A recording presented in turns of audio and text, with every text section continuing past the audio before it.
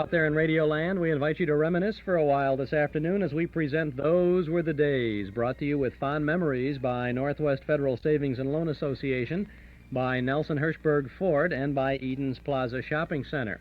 This is Chuck Shaden with another in our series of programs designed to bridge the sound gap between yesterday and today. Today is Saturday, October 22nd, 1977, and today on Those Were the Days we present a tribute to Bing Crosby.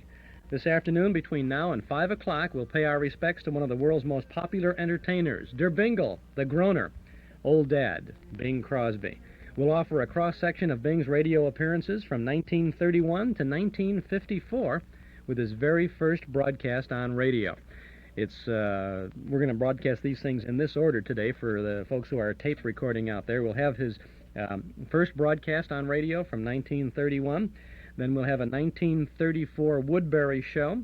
We'll have a 1944 Kraft Music Hall program, a 1947 Philco Radio Time, and a 1950 Bing Crosby Chesterfield show. If time permits, we'll also tune into a 15-minute 1954 Bing Crosby show. Our guest in the studio today is record collector and historian Richard Wagner, who will share with us a stack of rare original Crosby classics from his personal collection. It'll be Bing's Day today, gang, so stick around. It all begins right after this word from Northwest Federal Savings. Is your bank open when you're busy and closed when you're not? Northwest Federal Savings knows that a good place to save is ready for you when you're ready, and ready to offer savers the kind of services you can get with the Northwest Card, a special feature available to savers who maintain a $500 balance. And here's what you get: traveler's checks, gift checks, registered checks, all with no service charge. Need document Xeroxing or lamination? Well, it's free with the Northwest Card. There's a special quick check cashing ID card with your picture, even special vacations for Northwest Card members. Get a whirl of the services you need often by getting a Northwest Card at any of 5 convenient Northwest Federal Savings Centers throughout Chicagoland's great Northwest Territory. Be part of a special group and be a special person at Northwest Federal. Anytime, because they keep the best hours yours. It's Northwest Federal Savings Time, 63 hours a week. And this evening at Northwest Federal Savings over at 4901 West Irving Park Road in Chicago, we have another meeting of our Memory Club. Well, it's not a real club, it's just a get-together of friendly folks who enjoy the good old movies. And a good movie tonight is from 1931. It's called 50 Million Frenchmen, starring Ole Olson and Chick Johnson. It's a Cole Porter musical comedy with William Gaxton, Helen Broderick, and many other folks. Even Bela Lugosi pops in on this for a little bit. 50 Million Frenchmen on the screen tonight in the Memory Club in the community room at Northwest Federal Savings, 4901 West Irving Park Road in Chicago. There's lots of free parking in the lot at the rear of the office on Dakin Street, or you can take CTA transportation right to the door. Our movies begin at 8 o'clock, and doors open at 7:30. Dues are $1.25 per meeting, payable at the door. You're a member of the Memory Club because you're tuned into our broadcast this afternoon, so I hope you can join us. We'll be there tonight for 50 Million Frenchmen from 1931. We always have a Lucky Strike Extra, a short subject that we seldom mention in advance, but we're going to mention it today. We have 2 short Bing Crosby appearances on film tonight as our Lucky Strike Extra. Last Saturday night, too, we had a Bing Crosby special from the Hollywood and the Stars series. But tonight we found a couple more shorts from the filmdom era of Bing Crosby, and we'll show those along with our 50 Million Frenchmen. This is Chuck Shaden with our Those Were the Days program on WNIB Chicago at FM 97. And today we have preempted our regularly scheduled Those Were the Days program so that we can bring you this special tribute to Bing Crosby. The program that we originally scheduled for this time, as listed in our Nostalgia newsletter and radio guide, will be rescheduled intact. We have 6 different programs: Red Skelton, The Fat Man, Aldrich Family, Diary of Fate, Burns and Allen, and The Shadow. That whole segment, the whole 6 shows, will be rescheduled shortly after the first of the year.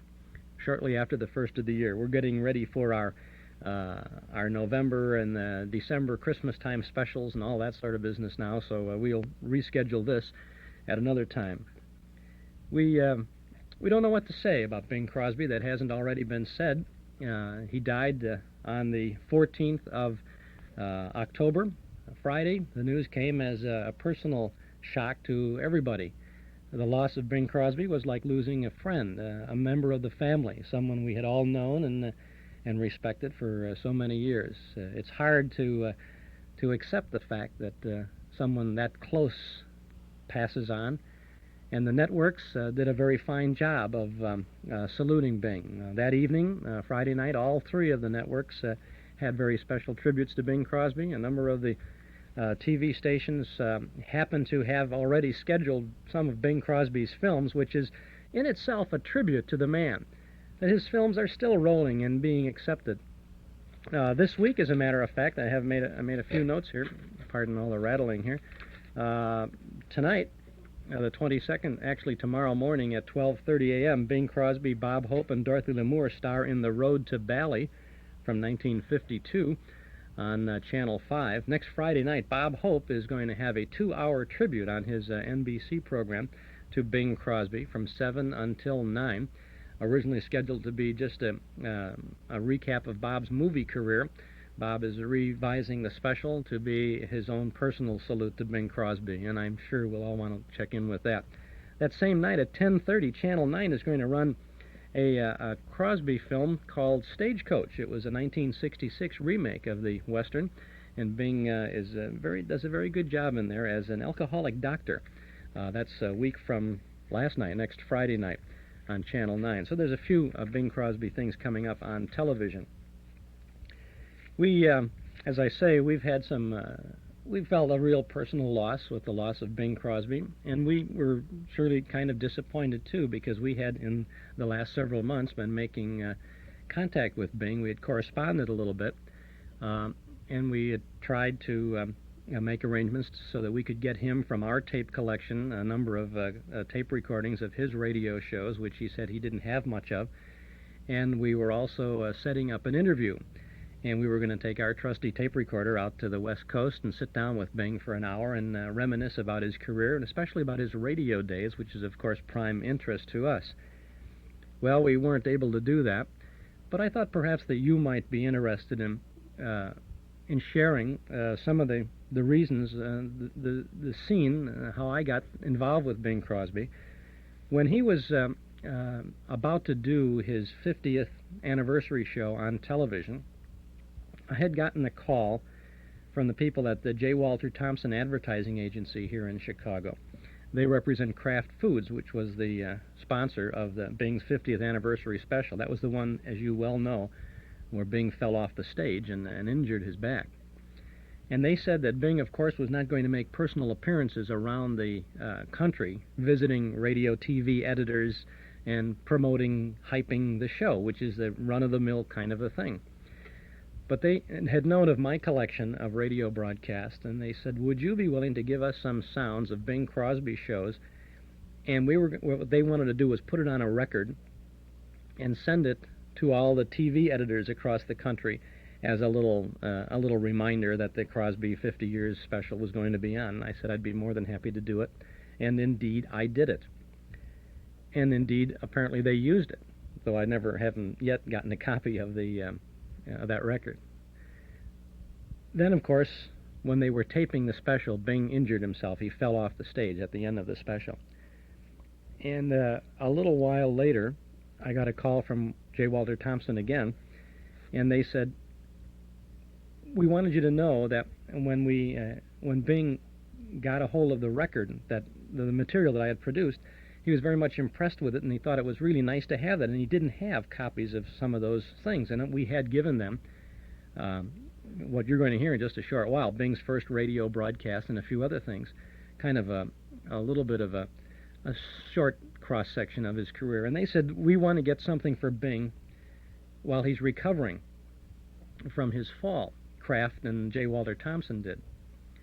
And they said, we thought, what can you get a guy like Bing Crosby? And they thought, since he did seem to enjoy those tapes so much, they wondered if they were going to buy him a cassette tape recorder, and they wondered if I would be willing to put together some cassette recordings, make up some special cassettes for Bing of some of his shows. And they wanted it, they were going to package a little, the agencies do things so big, they were going to have a little production thing called The Road to Recovery, and do all of that business. And they did, probably cost them $30,000, and they got singers in and all that. And that was just a little half-hour thing. But we put together 10 hour-long cassettes, giving Bing a real cross-section of his radio career. We sent him some craft music hall programs, a couple of Philco shows, even a Chesterfield show. We sent him some of his performances on Command Performance and GI Journal from Armed Forces Radio, and some guest appearances with Bing as a guest on Al Jolson's show with Jimmy Durante and even with Ozzie and Harriet. We sent Bing an hour-long Lux Radio Theater broadcast of Sing You Sinners, and our regular listeners are familiar with Dick Tracy and B-Flat, the hour-long show where Bing plays Dick Tracy, and a great musical thing. We sent 10 hours of Bing's tapes to him by way of Kraft Foods and J. Walter Thompson, and that was in March of 1977, March of this year. On the 29th of April, Bing Crosby wrote this letter to the folks at the J. Walter Thompson agency in Chicago, and he said, "Dear friends, I can't tell you how much pleasure you gave me when you sent the cassette player with all those marvelous cassettes, and by the special song you wrote to kick off the segment called The Road to Recovery. I'm sure that it's therapy like this that's going to facilitate or accelerate my recovery.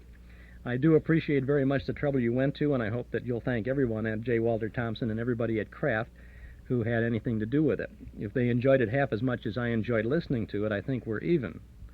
I'm particularly anxious to see what Chuck Shaden has in the way of tapes in which I'm involved or some of the vintage radio programs. I wonder if you could give me his address and I could get in touch with him to see if there are some things that I might like to have. I never did try seriously to find any of these programs. I have a couple somewhere, but it would be nice to have some of the good ones. If you would be kind enough to send me his address, I'll take it from there." And then he says, again, thanks, my warmest thanks to all the people. And he names 15 or 20 different people at Kraft and at J. Walter Thompson. And then and I immodestly say, at the end of this, he says, "And of special importance, of course, Chuck Shaden. Warm best wishes to all, Bing." They sent me a copy of that letter. And so then I wrote to Bing myself and sent him a note saying I have a lot of Bing Crosby tape recordings of the Bing Crosby shows, and that I had so much that he was welcome to any of it. And I said if he really wanted to get serious about it, I'd be happy to send him a list of all the things that I had in my collection that pertained to Bing Crosby. And if he'd like to see it, he could select some things. Just let me know. So he wrote on July the 8th of this year, "Dear Chuck, thanks for your letter. I'm certainly desirous of receiving a list of just what you have involving some of the things that I've done, and possibly I can make a selection of some of these things to fill out what I have. My list is pretty scarce. I never really made an effort at collecting stuff, but now in the fading days of my career, I think it would be nice to have these things. Do send me the list, and I appreciate it very much. Also, I appreciate very much your interest and support. Your friend, Bing." So I did send him a great big stack of pages from my own personal collection of the Hall Classic catalog. And on the 11th of August, he sent a note saying, "Dear Chuck, I received your letter of August 1st with the enclosures. I must say you have a very expansive list of collector's items. I've never seen anything like it. Must keep you busy just going over your inventory and cataloging various things. I would indeed like to have copies of everything that you've red marked, except where duplications are involved, and I would like you to give me some sort of an idea what this would cost before proceeding further. It would be a nice thing to have. I suppose you would put them on tape, or are cassettes preferable? I don't really know how well cassettes stand up through the years. I'm certainly very grateful to you for providing me with this list and for your interest. I'll expect to hear from you someday about the cost of reproducing all these things for my files. When you have made a decision about this, would you write me and list the things involved so I could check them against what I have, although I'm convinced that what I have is pretty scanty, and then I will get back to you. Assuring you of my appreciation and with warmest personal regards, yours sincerely, Bing." Well, I wrote back to Bing immediately and told him that I would be more than pleased to let him have a copy of anything he wanted, and I would not dream of charging him anything for the tape or for the postage or for the time or anything else. I just felt that A man like Bing Crosby contributed so much to my own personal enjoyment and to all of our enjoyment over the years, it would be a very insignificant thing for me to put that stuff together for him. And I wrote him, and I also had said that from time to time I do get out to the West Coast, and that if it would be convenient sometime, I wouldn't mind sitting down with him for an hour or so and chatting on tape for our radio broadcast here about his radio career. On the 16th of September, I received this letter from his manager back in California, a man by the name of Leo Lynn, who said, "Mr. Crosby asked me to thank you for your nice letter. He's in Europe, and although his schedule is very uncertain, he should be back here around November 1st. He said he'll certainly give you an hour to tape a broadcast interview. When he returns, his schedule will be more certain, and a definite time for your interview can be arranged. Hope this is agreeable with your schedule. Mr. Crosby's secretary will be back from her vacation next week, and you can reach her at our Beverly Hills office." Well, I had, of course, been delighted to get this type of correspondence from Bing Crosby and his people, and looked forward indeed to getting out to the West Coast and visiting with Bing and talking about his career and then sharing his memories with you on a Saturday afternoon. I'm sad to say, as you well know, that we never were able to get together with Bing. He never got back from Europe. He got back the wrong way from Europe, as a matter of fact. The man was a giant. He contributed so much to the well-being of this country, just in terms of entertainment. We're going to share with you this afternoon some of the great Crosby sounds from our collection of Bing Crosby shows on radio from the 30s through the 50s. To begin, we have this, which is all that is left of the first 15 minutes of Bing Crosby's radio show, his first radio show. It was on the air on September 2nd of 1931. We have 8 1/2 minutes of this 15-minute show. Somewhere, someone edited out something from the original disc, or they didn't get the whole thing. I don't know what the story was. But this is Bing Crosby's very first radio appearance. KHJ, Don Lee Station, Los Angeles. When you hear the sound of the chime, it will be exactly 7 p.m. Pacific Standard Time by the chronometer of the Leroy Diamond Company of 632 South Broadway, Los Angeles. Select your watch from the new models in Bruin, Hamilton, Bulliver, Elgin, and Illinois watches now featured at Leroy's at advertised cash prices with no charge for credit and no down payment required. 7 p.m. 15 minutes with Bing Crosby.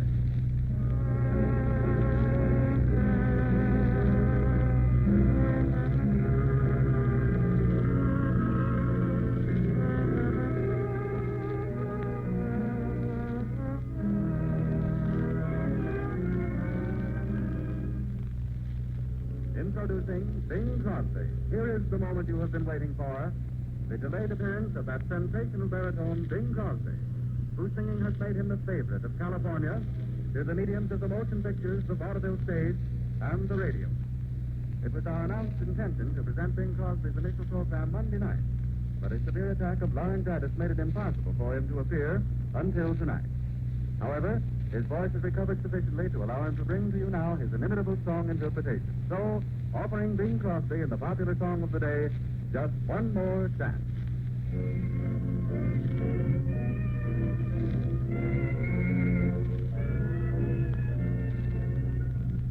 Just one more chance to prove it's you alone I care for. Each night I say a little prayer for just one more chance, just one more night to taste the kisses that enchant me. I'd want no others if you'd grant me just one more chance. I've learned the meaning of repentance. Now you're the jury at my trial. I know that I should serve my sentence. Still I'm hoping all the while you'll give me just one more word.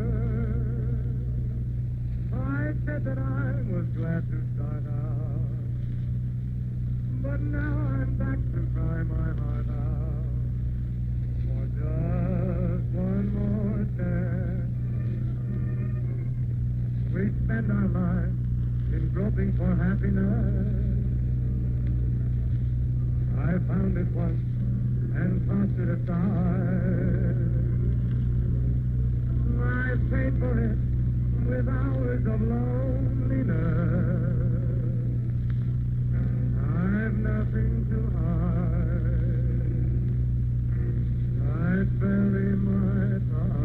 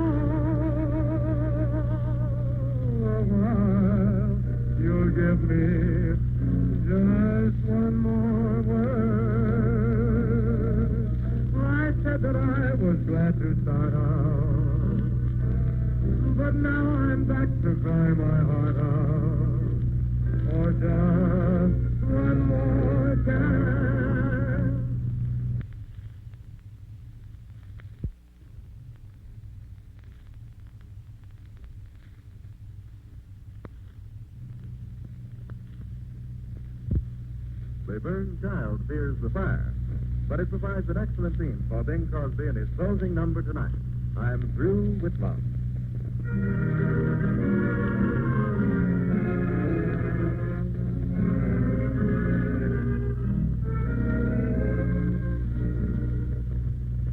I have given you my true love, but you love a new love. What am I supposed to do now? With you now, you're through. You'll be on your merry way. And there's only this to say. I'm through with love. I'll never fall again. Said adieu to love. Don't ever call again. For I must have you or no one. And so I'm through with love. I've locked my heart. I'll keep my feelings there. I have stocked my heart with icy frigid air. And I mean to care for no one. Because I'm through with love. Why did you leave me to think you could care? You didn't need me. You had your share of slaves around you to haunt you and swear with deep emotion, devotion to you. Goodbye to spring and all it meant to me. I can never bring the thing it used to be. For I must have you or no one. And so I'm through with love.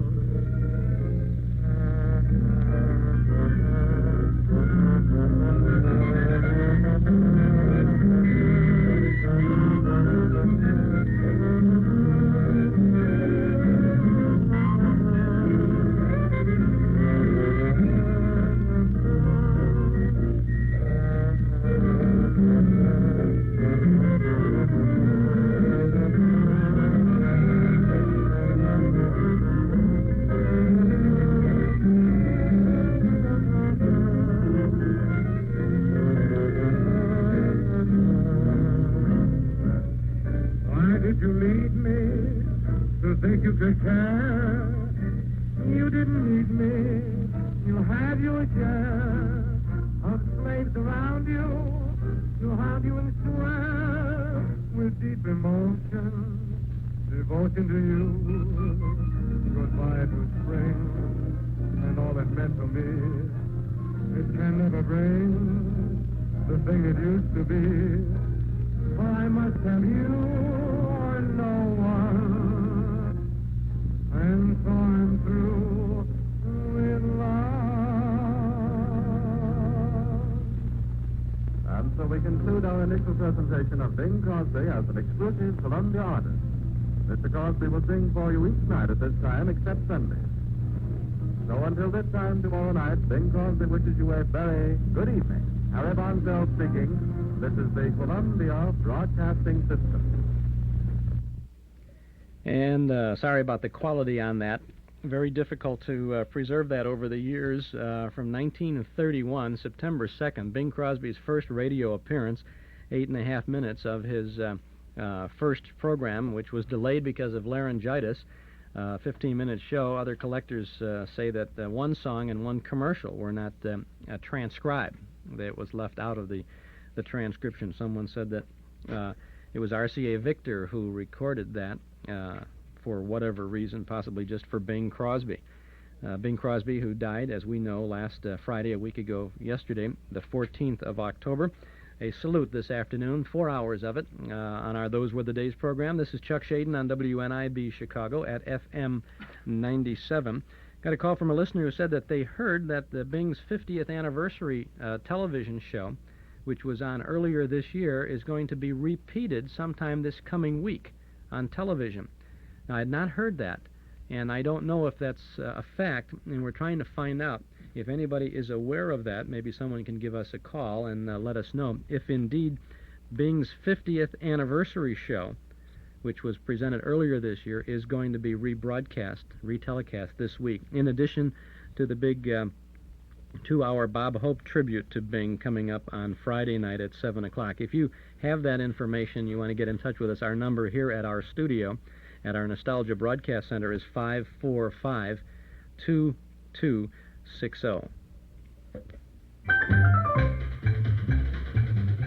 Olé! The new Ford Fiesta is here, and you can see it at Nelson Hirschberg Ford, 5133 West Irving Park Road.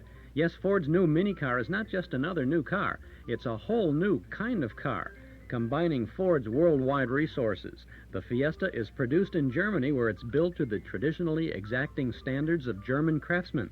The new Fiesta delivers exceptional fuel economy, and rack and pinion steering and a tight turning radius give the Fiesta excellent maneuverability in city driving. You've got to see it to believe it. And when you see it, you'll love it. See the new Ford Fiesta at Nelson Hirschberg Ford, where they want your business today and tomorrow, too. Nelson Hirschberg Ford, one of Chicagoland's oldest, most respected Ford dealers. 5133 West Irving Park Road at Laramie. They're open Monday through Friday till 9, Saturday and Sunday until 5. WNIB Chicago at FM 97, a tribute to Bing Crosby this afternoon on our Those Were the Days program. The lineup originally scheduled for this afternoon will be postponed for another Saturday afternoon sometime in the future. It doesn't take long for us to get an answer from all you Sharpies out there in Radio Land. The Bing Crosby 50th anniversary special will be repeated Monday night at 8:30 on the Columbia Network. On CBS Monday night at 8:30. You Betamax fans out there better be ready with that one, huh? It's marvelous that they're doing all of these things. Surely a gigantic tribute to a gigantic entertainer.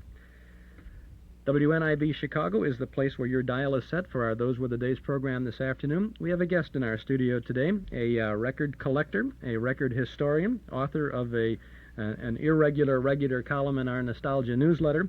Richard Wagner is with us. Richard, you have quite a large collection of Bing Crosby records, don't you? I think in the neighborhood of 200 discs, but then I really only collect Crosby from 1926 to about 1938. The early Crosby, then? Yes. And didn't you tell me at one time you had all, or does your collection represent all of his discs up to that point? No, I'm missing 2 that were done on the OK label.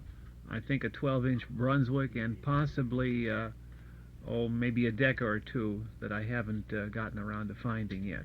That's quite a Crosby collection. Is that common for Crosby collectors to have that large a collection? No, actually a larger collection would be common for Crosby collectors. Most of them collect Crosby from the beginning to as far into his career as they can possibly find. What makes you cut off your interest in the Crosby records at that particular point?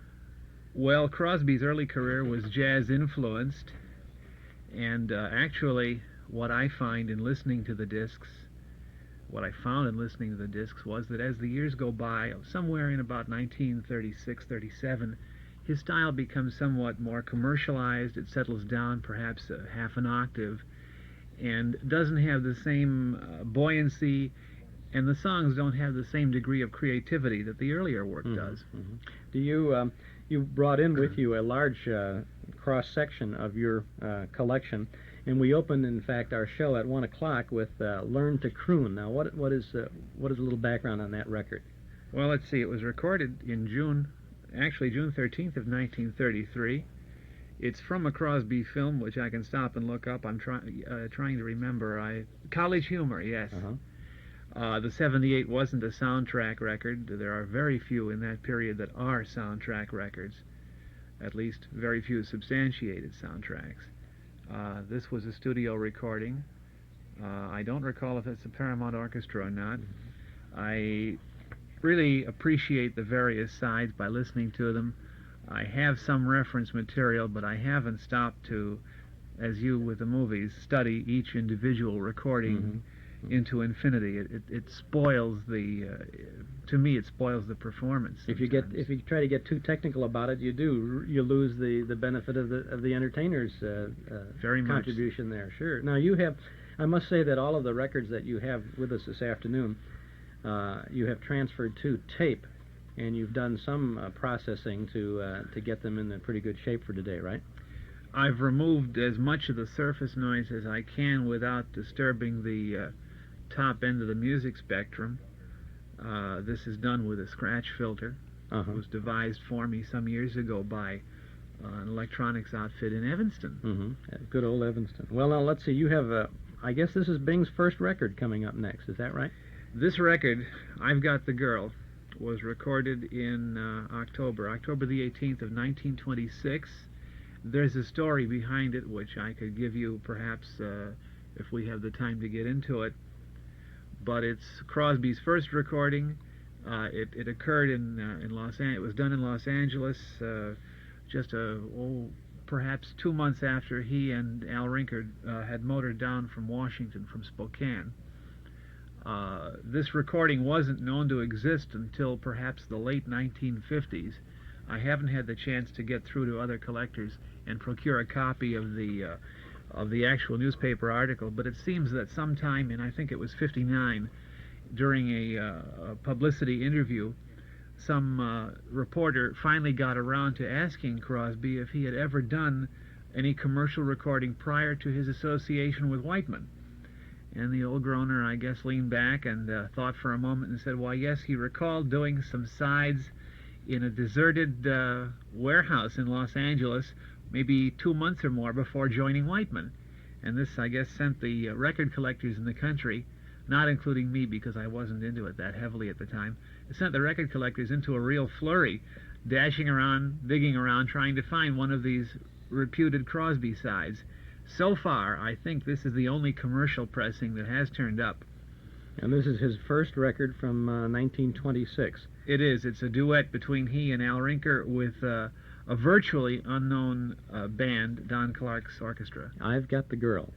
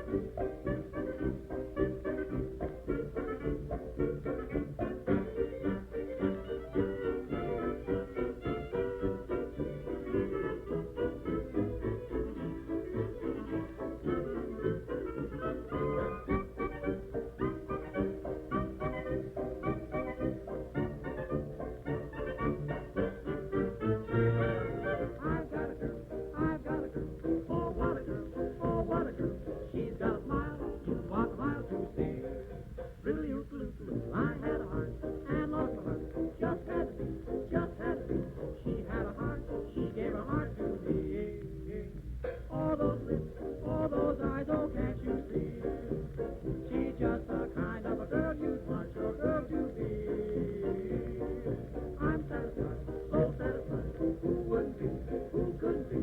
I've got the girl, she's just the girl for me.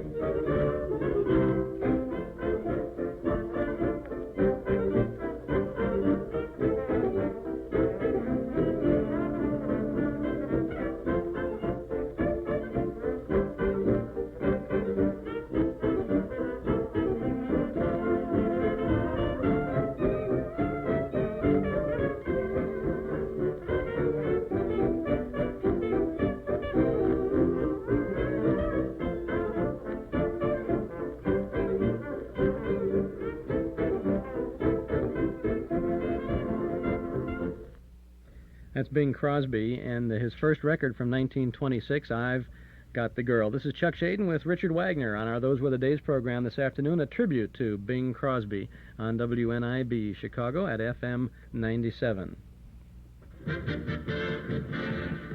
You'll find a generous helping of memories from and about the good old days at our Metro Golden Memory Shop, 5941 West Irving Park Road, just east of Austin. Come in and browse for a while. You'll find a complete selection of big band, personality, and soundtrack recordings, as well as those great old-time radio shows on cassettes, 8-track tape, and LP records. We offer books and magazines about the stars and the days gone by, plus nostalgic jigsaw puzzles, games, cards, gifts, and novelties. An amazing selection of memorabilia, giant one-sheet movie posters, theater lobby cards, photos, magazines, Riverview, theater and railroad scenes, and lots more at our Metro Golden Memories Shop, 5941 West Irving Park Road, just east of Austin. Our MGM shop is open 7 days a week, Monday through Friday from 11 a.m. to 5:30 p.m., Saturday from 10 to 7:30 p.m., we're open right now, and every Sunday afternoon from noon to 5. So come on in, see all the goodies at our good old Metro Golden Memories Shop, 5941 West Irving Park Road, just east of Austin. Metro Golden Memories, the MGM shop. Richard Wagner, another record on our agenda this afternoon is from 1927, you say? Yeah, it's Muddy Water. It's Bing's first recorded solo performance with Whiteman's band. It's done, let's see now, that would be about 9 months after his joining Whiteman. And there's no Rhythm Boys backing. I believe most of what Crosby did early in his career with Whiteman were recordings done with Rinker and Barris, or a complete chorus for that matter, in which his voice is almost totally obscured. This is a solo instead. So this is his first solo recording from, do you have a specific date on it? Yeah, March 7th, 1927.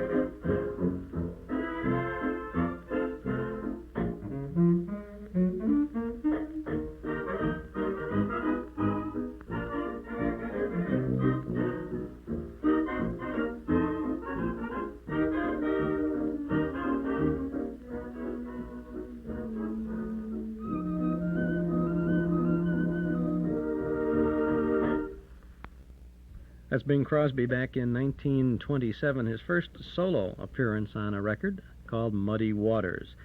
We'll have lots more records from the collection of Richard Wagner, our guest this afternoon, and we have a lot of radio appearances by Bing Crosby. In just a couple of minutes, we'll be going back to 1934 for a Woodbury show called Bing Crosby Entertains for the tapeworms in our audience who are going to collect this program on their tape. We're going to present it in 3 parts. First part will be 8 minutes and 30 seconds. The second part will be 9 minutes and 35 seconds. And part 3 will be 11 minutes and 15 seconds. This is quite a gem, 30-minute Bing Crosby Woodbury show from 1934. Next Saturday afternoon on our Those Were the Days program here on WNIB, we'll be having our annual Halloween program. We will have 4 hours of great mystery, chills and spills, and good mysterious Halloween comedy. We're going to have a true detective mysteries program from 1937 called Horror in a Hospital Ward.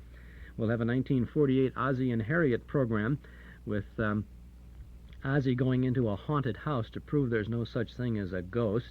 We have a suspense drama from 1943, Statement of Employee Henry Wilson, starring Gene Lockhart. And we have My Friend Irma with Marie Wilson and Kathy Lewis as Irma and Jane seeing a ghost in the hall of their apartment house. And then we'll have an Inner Sanctum mystery from the 1940s starring Boris Karloff in Birdsong for a Murderer. We'll also have some very special spooky sounds on our Ghost to Ghost network next Saturday afternoon here on our Those Were the Days program. In 2 weeks, on the 5th of November, we'll be tuning into Radio from Chicago. We'll have Uncle Ned's Squadron. We'll have the Harvest Moon Festival from the Chicago Stadium. Our special guest will be Irv Kupcinet, reminiscing about the Chicago Sun-Times-sponsored Harvest Moon Festivals. We'll have a Curtain Time program, Vic and Sade, and the Quiz Kids. On the 12th of November, More from the War. We'll be having some radio programs from the wartime 1940s, including John Daly and Robert Trout with some news of the world, a Fibber McGee and Molly program, Cavalcade of America, The Road to Berlin, recounting Bing Crosby's overseas tours during the war, and we'll have a Jack Benny program, too. On the 19th of November, our annual Thanksgiving program with Jack Benny, The Life of Riley, Durante and Moore, Bing Crosby Show then, and Milton Berle Show. And on the 26th of November, we begin it all over again with the Cinnamon Bear. And on that Saturday afternoon, we will be presenting 14 consecutive chapters of The Cinnamon Bear, the classic children's Christmas time story. And then for the following Saturdays up to and including Christmas Eve, we'll have 3 additional chapters every Saturday throughout the holiday season. So we have quite a lineup of exciting things planned for you, and you can keep track of it all when you subscribe to our Nostalgia newsletter and radio guide. Edgar Bergen, Charlie McCarthy, and Mortimer Snerd are on the cover of our newsletter for November, and that's just the beginning of the newsletter for next month. It's another issue packed with articles from and about the good old days, and you can subscribe right now when you call us here at 545-2260. A 1-year subscription, 10 issues, is only $7. We'll begin your subscription with that November issue if you call us now at 545-2260. We'll include an invoice along with your first copy. 545-2260.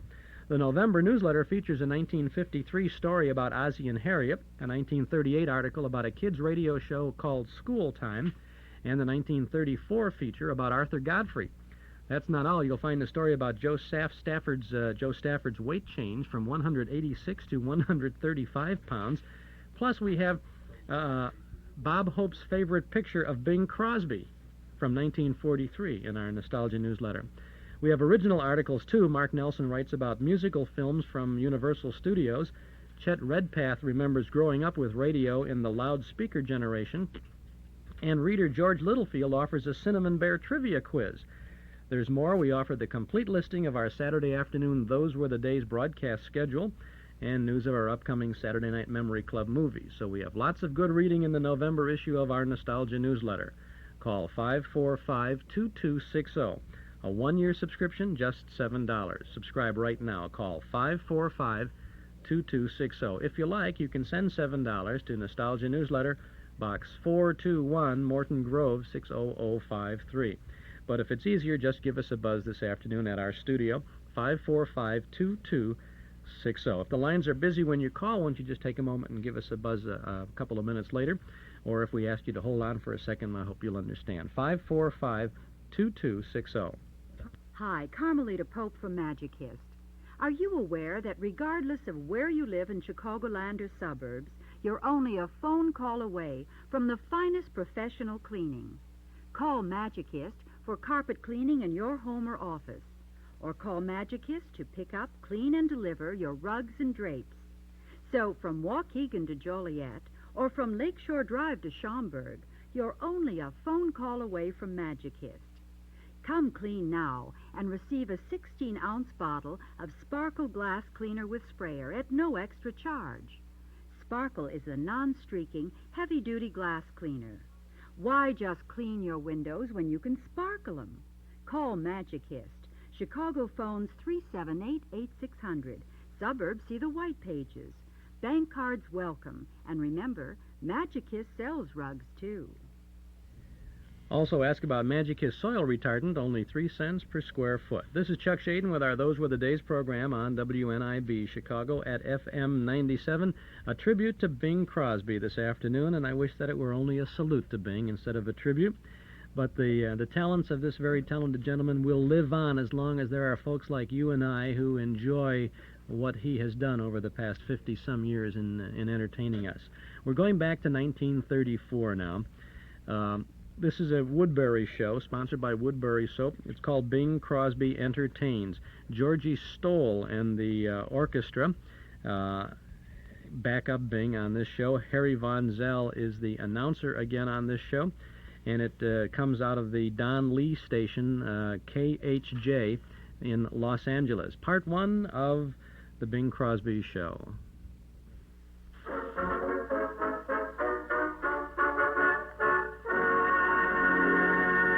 Hollywood, California.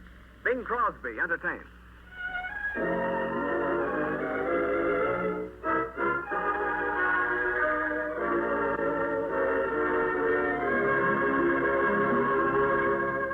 When your roundup days are over, there'll be pastures white with clover for you, old faithful pal of mine.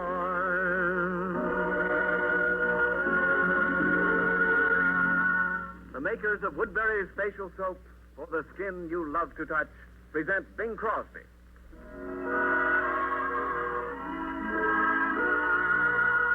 If I expected love when first we met kissed, blame it on my youth.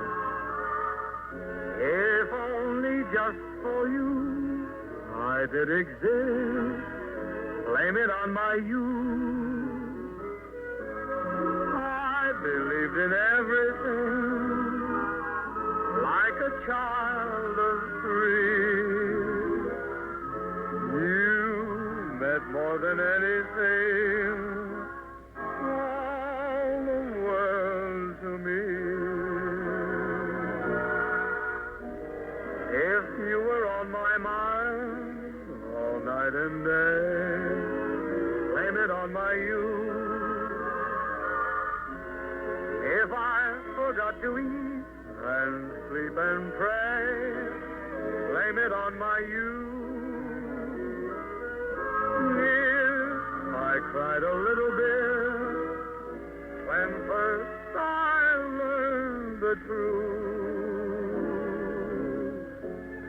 Don't blame it on my heart, blame it on my youth.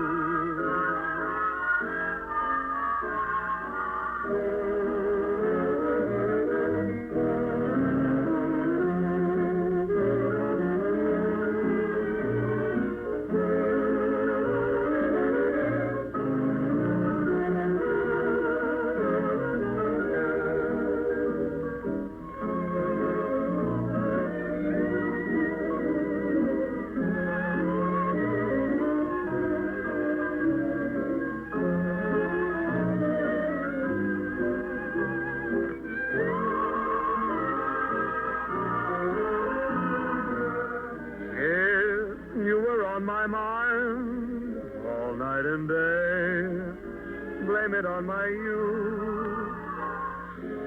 If I forgot to eat and sleep and pray, blame it on my youth. If I cried a little bit when first I learned the truth, don't blame it on my heart, blame it on my youth.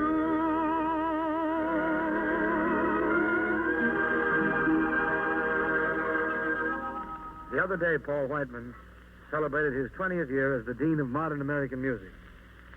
You know, I was lucky enough to work for Paul during some of this period, and I'd kind of like you to listen now to one of the songs with which he first startled New York.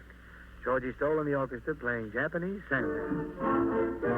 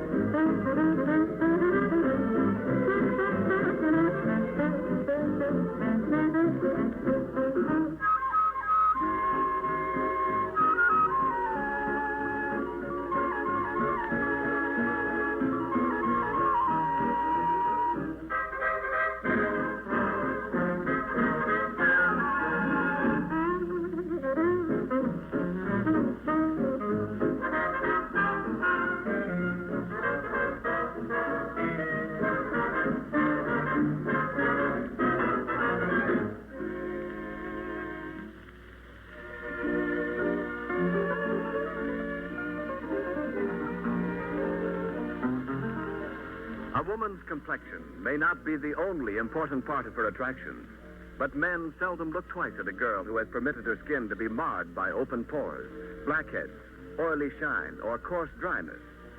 Tonight, we have asked Miss Janet Parker, Woodbury's well-known beauty consultant, to tell us why these blemishes occur and how to correct them.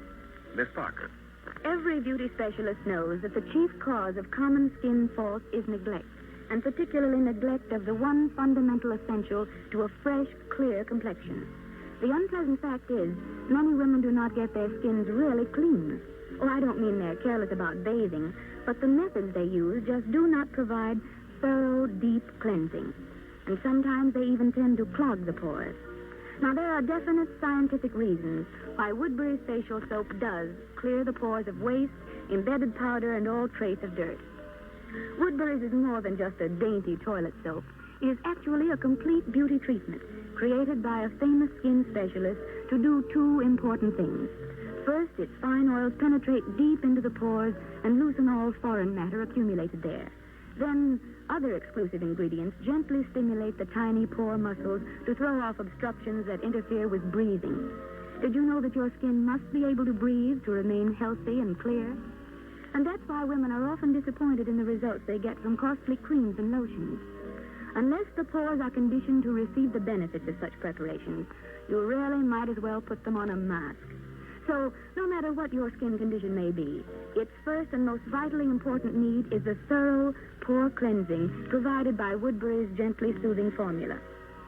And in the majority of cases, this formula alone is all that is necessary to clear up and restore natural beauty to even advanced cases of common skin faults when used according to the special directions for each type of skin which are wrapped with each cake of Woodbury. Thank you. That's a nice little way they say that, isn't it? Bing Crosby's Woodbury show from 1934. I don't have a specific date for that broadcast. It's a pleasant show there. This is Chuck Shaden with our tribute to Bing Crosby this afternoon on our regular Those Were the Days program every Saturday afternoon from 1 until 5 here on WNIB Chicago at FM 97. There's been some discussion as to when Bing Crosby was born. The tributes to Bing on television on the night he died variously listed Bing as being born in 1901 or in 1904. And Variety, this week's Variety, says that Bing Crosby was born on May 2nd of 1901 in Tacoma, Washington. He was 76 years of age.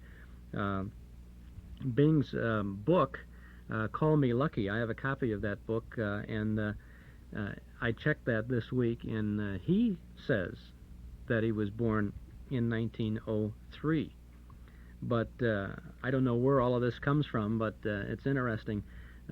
It doesn't make a great deal of difference, I guess, whether you're 73 or 76. But there's been some comment about that. When Bing was in London, just before he went on he went to appear at the Palladium, just before he left London, then went to Spain to play golf, and there we lost him. But he had taped his annual Christmas show for CBS in London just earlier this month, I guess.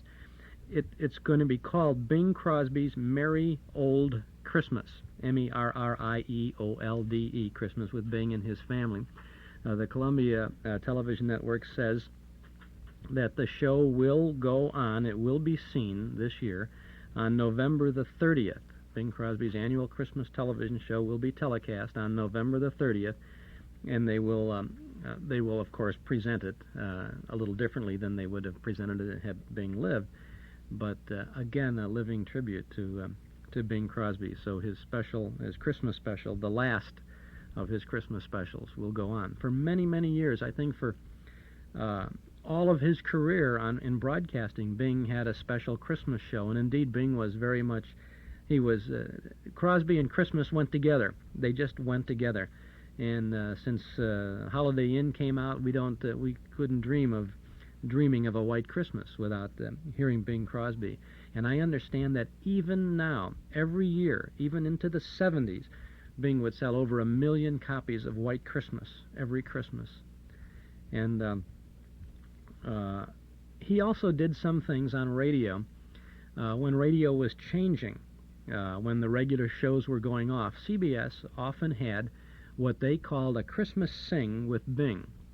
And on Christmas Eve, Bing Crosby was kind of a musical anchorman for a program that would pick up remote Christmas sounds and carols and broadcasts from all over the world. And Bing he would talk about the show. He would be the anchorman in Hollywood, and then he would go all around the world. He'd go to Canada, he'd go to France, he'd go to London, he'd be in Hollywood, in New York, and Times Square, in Boston, all over the world, and he'd pick up these sounds. And we have a recording, a copy of Bing's, I think it's his 1954 Christmas Sing with Bing, and we will play that on our Christmas Eve broadcast here on WNIB. It's a Saturday, and we'll be doing that show. Also on that particular day, if I can talk a little bit ahead about Bing Crosby, Bing has been a regular on our shows all along the line. We're going to be presenting a regular Bing Crosby show on our Christmas Eve show with Bing and his 4 sons, his first 4 boys from his first family with Dixie Lee. Gary and Philip and Dennis and Lindsay will be on a little half-hour, I think it's a Chesterfield show. That'll be coming up on Christmas Eve, too. By the way, our Christmas Eve show which is the first time we've been doing this program since May of 1970. This is the first time our program is going to actually be heard on a Saturday, Christmas Eve. That Christmas Eve falls on a Saturday. And we've got a little extra Christmas gift for you. We'll be expanding our show that day, and we'll be doing a 6-hour broadcast on Christmas Eve from 1 until 7. So all of those little extra Christmas activities that you have to do in the late afternoon and the very early part of the evening, you can do them with some of the best of all the good old Christmas shows coming up. A little something that we kind of cooked up with WNIB to have a little extra time to present something special for Christmas Eve. Much more about that a little later on. This is Chuck Shaden on our Those Were the Days program, WNIB, Chicago, FM 97. Frigidaire appliances, TV by Sony, Magnavox, and Quasar. Stereos by Sony and Magnavox. Corning electric ranges, Crown and Hardwick gas ranges. Shop no further. Townhouse TV and Appliances has them all.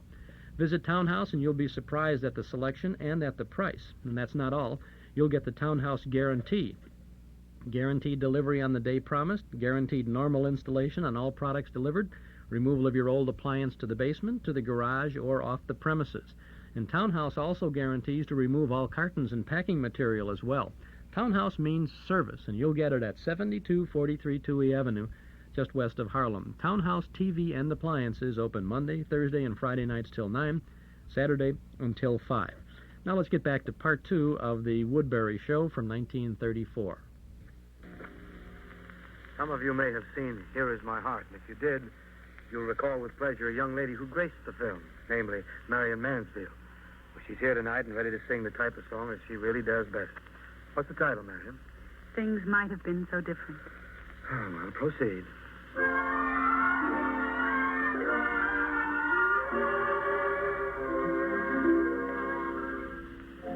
My days go by in meditation, just reminiscing now and then.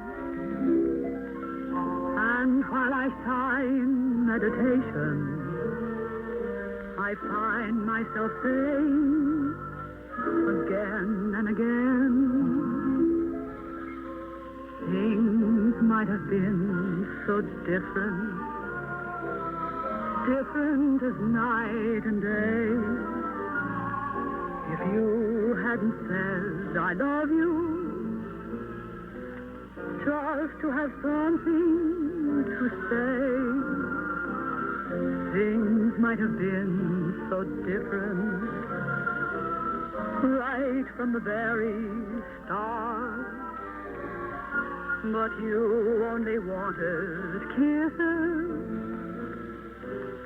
lips without any heart. Do roses ever remember? December may find them gone.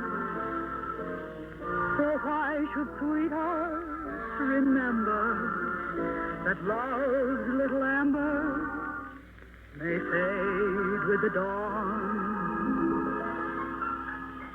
Things might have been so different, we'd still be friends today, if you hadn't said I love you, just to have something to say.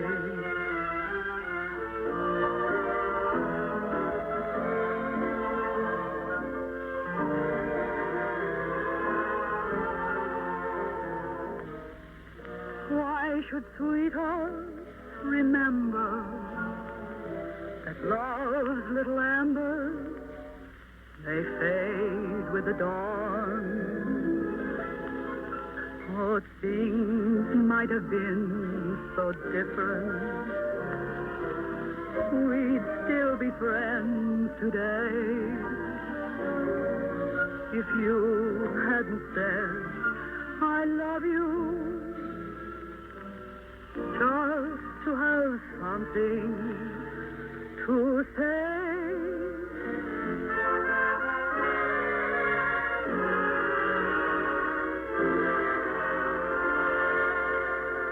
Very nice, Marion. I've had a couple of requests to repeat a song from my picture, Picture on him with Bill Fields and Joan Bennett, Mississippi. Called Easy to Remember. Your sweet expression, the smile you gave me, the way you looked when we met. It's easy to remember, but so hard to forget. I hear you whisper, I'll always love you. I know it's over, and yet it's easy to remember, but so hard to forget. So I must dream to have your hand caress me, fingers press me tight. I'd rather dream than have that lonely feeling through the night. Each little moment is clear before me, and though it brings me regret, it's easy to remember, but so hard to forget.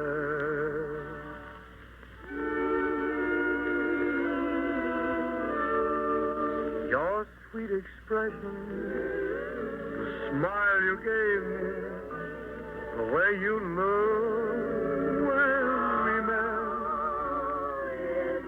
Easy to remember, so hard to forget. I hear you whisper, I'll always love you. I know it's over, and yet easy to remember, oh, so hard to forget. So I must dream to have your hand caress me, fingers press me tight. I'd rather dream than have that lonely feeling through the night.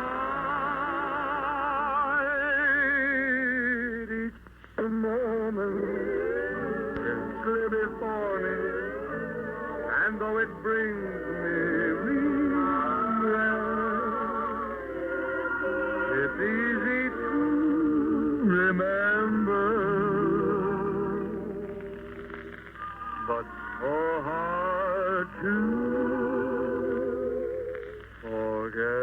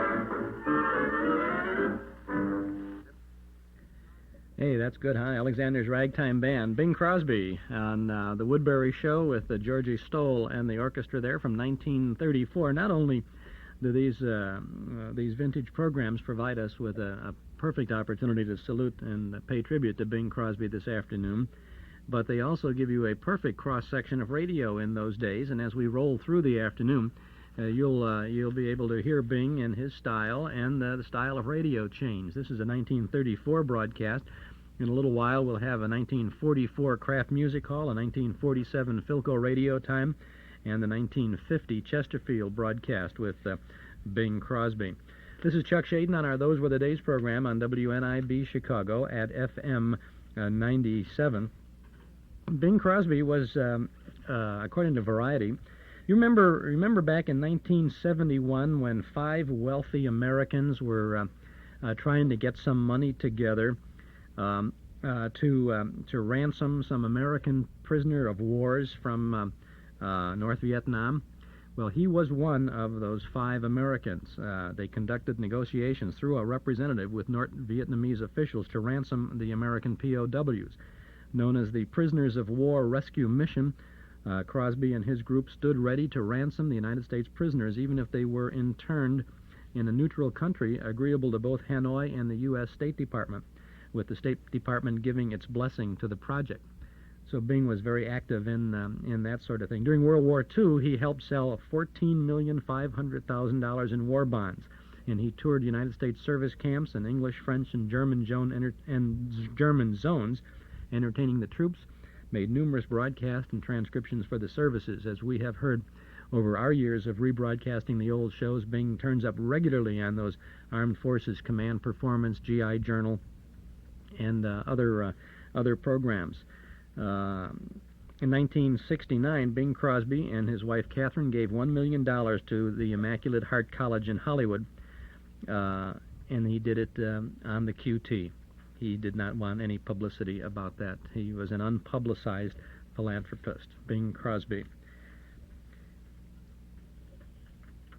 Seems like people are always trying to get you to buy something, but now here's a message from some folks who want you to sell something. Antique Realty of Chicago is looking for sellers, and if you've been thinking about putting your home on the market, there's never been a better time. It's a seller's market, and Frank Lamphere of Antique Realty, 5852 West Diversey Avenue, would like to chat with you about your home. Now, he's more than a licensed real estate broker. He's a certified appraiser, and he can give you a realistic estimate of the current market value of your home at no cost or obligation. He'll discuss sales of comparable homes in your community and offer some thoughtful advice about selling your property. Antique Realty is a member of the Northwest Multiple Listing Service, so when you list your home with Antique Realty, you'll find another 130 member real estate firms joining in the search for the right buyer at the right price. Call or visit Antique Realty, 5852 West Diversey, just east of Austin. It's the real estate office with the red and white striped canopy out front, lots of antique furnishings inside. Antique Realty, 889-3840. Find them in the yellow pages under Real Estate, Antique. Eden's Plaza Shopping Center, where Eden's Expressway, Skokie Boulevard, and Lake Avenue meet at Wilmette. Eden's Plaza Shopping Center, where you'll find quality merchandise for the entire family. Eden's Plaza Shopping Center. Easy to reach, easy to park, easy to shop. Smile when you shop 7 days a week at Eden's Plaza Shopping Center in Wilmette. This is Chuck Shaden with our regular Saturday afternoon Those Were the Days program, 4 hours every Saturday of the best of the good old days. And today we're paying tribute to Bing Crosby on WNIB Chicago at FM 97. Let's go back now to the third and final segment of this 1934 Woodbury show. Bing? Yeah? There's a man outside. Says he's one of your fans. He insists on seeing you. Shall I send him in? Why, certainly. Say, I'm always glad to see any of my fans. All right. Well, how are you? I'm glad to see you. How have you been? I'm very well, thank you. How are you? Not that I'm particularly interested, but it makes conversation. How are you, one and all? Remember me? Why, sure I remember you. Last time I saw you was in Pittsburgh. No, I never was in Pittsburgh in my life. Well, never mind. You're looking great, though. Little thinner, aren't you? No, this is the stoutest I have ever been. You don't remember me. Certainly I do.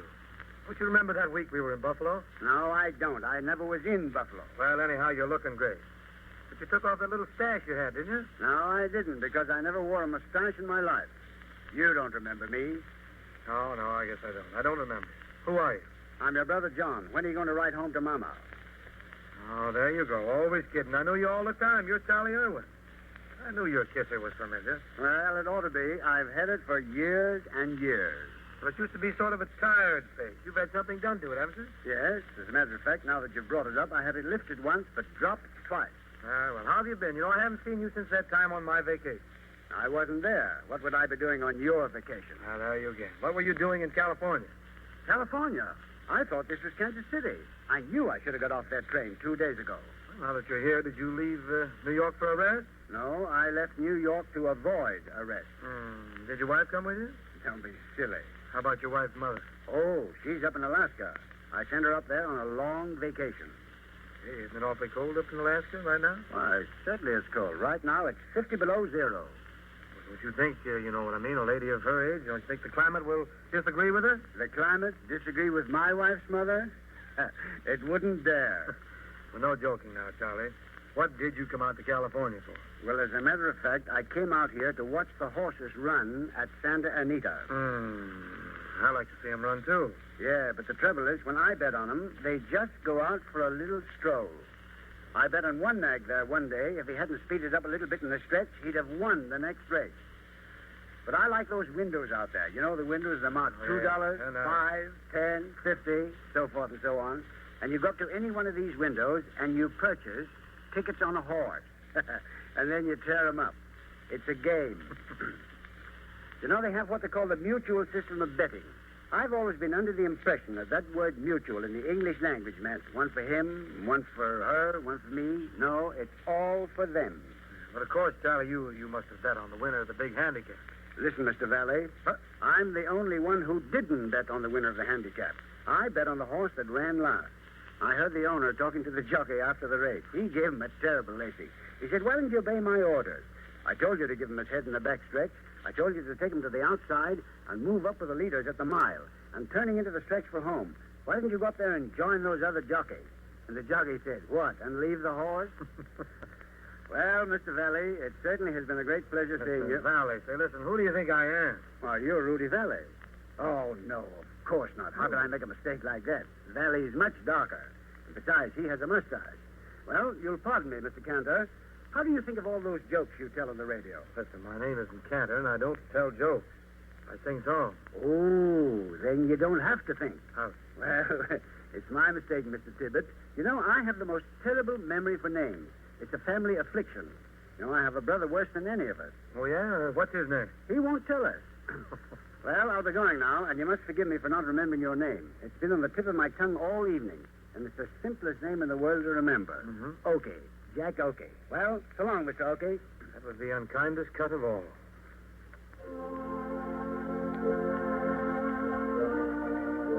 You may be surprised to learn that the most popular cowboy song of the day was written, introduced, and proved highly popular in England. But such is indeed the case, and it's proved equally popular over here. Oh, faithful, we rode the range together. Oh, faithful, in every kind of weather. When your roundup days are over, there'll be pastures white with clover for you, oh, faithful Palomar. Hurry up, old fella, 'cause the moon is yellow tonight. Hurry up, old fella, 'cause the moon is mellow and bright. There's a coyote howling to the moon above, so carry me back to the one I love. Hurry up, old fella, 'cause we gotta get home tonight.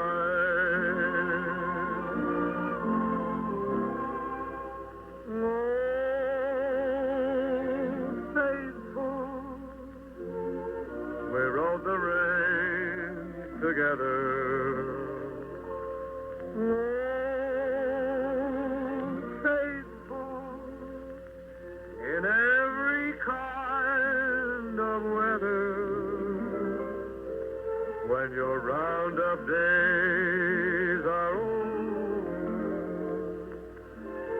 Wildly pastures wide with clover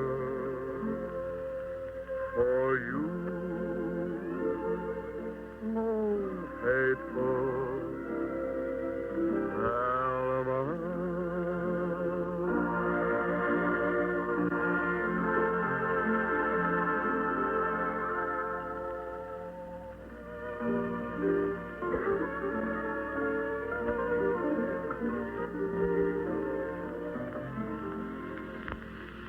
Every woman who is not entirely satisfied with her complexion to read carefully the booklet on skin care, which is wrapped with each cake of Woodbury's facial soap.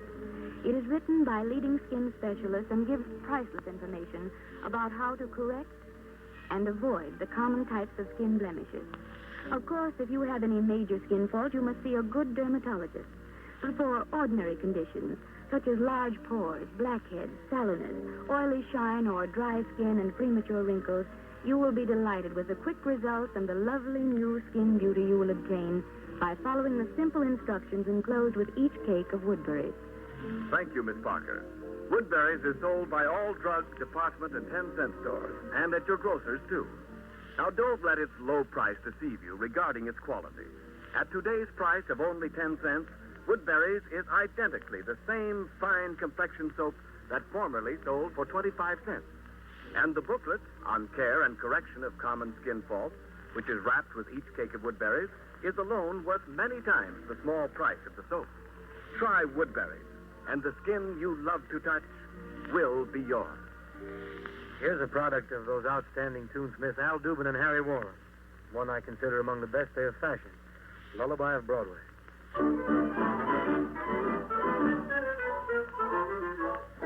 Come on along and listen to the lullaby of Broadway. Hip-hooray and ballyhoo, the lullaby of Broadway. The rumble of a subway train, the rattle of the taxis, the daffodils who entertain, at Angelo's and Maxie's where the Broadway baby says goodnight. It's early in the morning. Manhattan babies don't sleep tight until the dawn. Good night, baby. Good night. The milkman's on his way. Sleep tight, baby.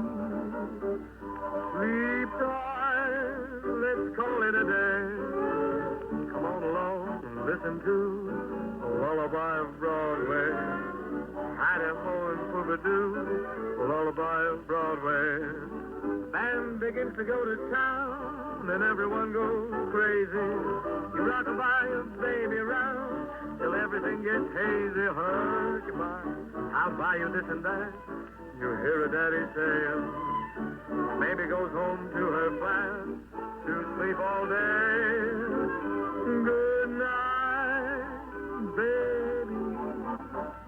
Good night, milkman's on his way. Sleep tight, baby. Sleep tight, let's call it a day. Oh, listen to the lullaby of old Broadway.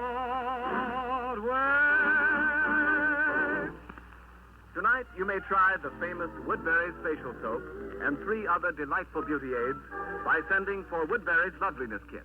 This contains a guest-sized cake of the facial soap, cubes of the germ-free beauty creams, cold and facial, and all 6 shades of Woodbury's facial powder.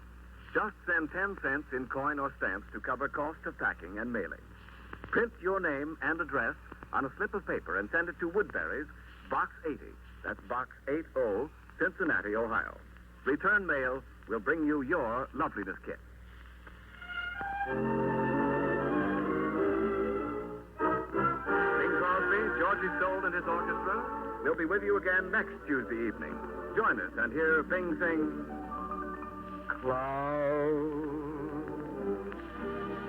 floating through the night, speaking of a love that was heavenly, a love that could never be mine.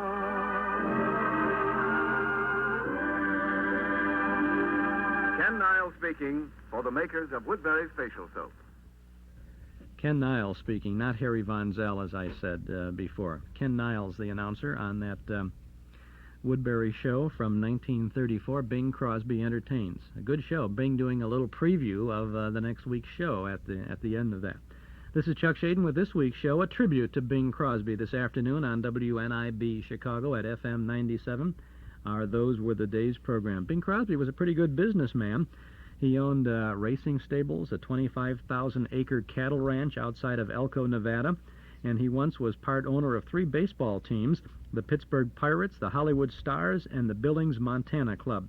He also owned a share of the Los Angeles Rams pro football team, in which he was joined by Bob Hope, of course one of his closest friends, in an association which started when both were climbing to stardom and riches at Paramount. He formerly owned Bing Crosby Productions, which turned out a number of television series, including Ben Casey, Slattery's People, Breaking Point, The Bing Crosby Show, and Hogan's Heroes. The company was sold about 7 years ago to Cox Broadcasting Company of Atlanta, Georgia, and it still is in operation in television and motion pictures.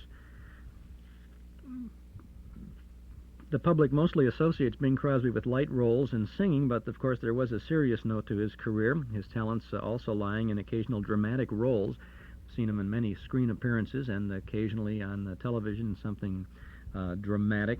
He appeared in 5 segments of the ABC TV series American Sportsman, in which he repeatedly stressed the importance of conservation in the world today. And on the ABC special, the tribute to Bing last Friday night, they had a nice segment of one of those shows with Bing Crosby and Phil Harris.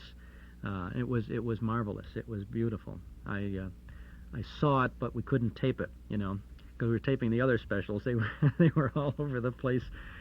Sometimes you wish you had a half a dozen videotape recorders too, Well, we have lots more of Bing Crosby, and Richard Wagner, our record historian and collector, is in the studio, and we've got a nice couple of records by Bing in the late 20s and early 30s, and then a Kraft Music Hall, and Philco Radio Time, and a Chesterfield show. A lot of good things coming up, so as he says usually, stick around and don't touch that dial. Boys and girls, may we suggest that you step into the Paul Meyer Shoe Store in Evanston and then step out with a pair of Stepmaster shoes. Stepmaster shoes are reasonably priced, yet are made of quality ingredients by skilled shoemakers right here in Illinois.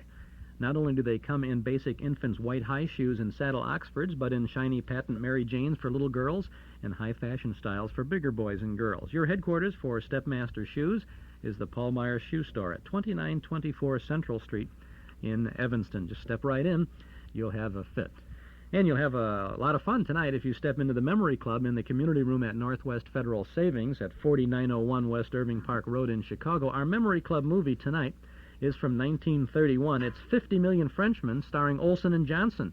It's a Cole Porter musical comedy with Helen Broderick and William Gaxton.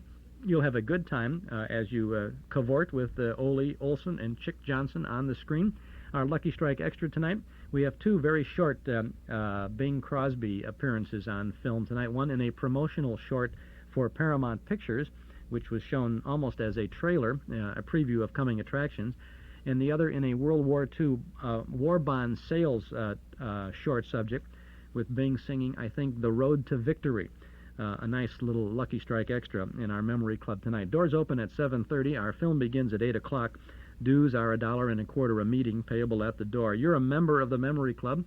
You're a member of our listening audience. We don't study those films down there. No, we just enjoy them. And I hope you can come and enjoy a good one with us tonight. 50 Million Frenchmen from 1931. Cole Porter musical with Olson and Johnson. Richard Wagner is our guest in the studio today. Dick has a large collection of Bing Crosby recordings, brought quite a few of them along with him this afternoon. Dick, tell us about this one. Well, what we're going to be running now is What Price Lyrics from 1928, March 1st of 1928. That was recorded about a year after our last 78, Muddy Water. And the reason it's on this tape is I feel it's a good representation of Crosby and the Rhythm Boys as they recorded, as they appeared in person. It's a nice off-the-cuff recording. Boys, I'm in a frightful predicament. Bing is perplexed.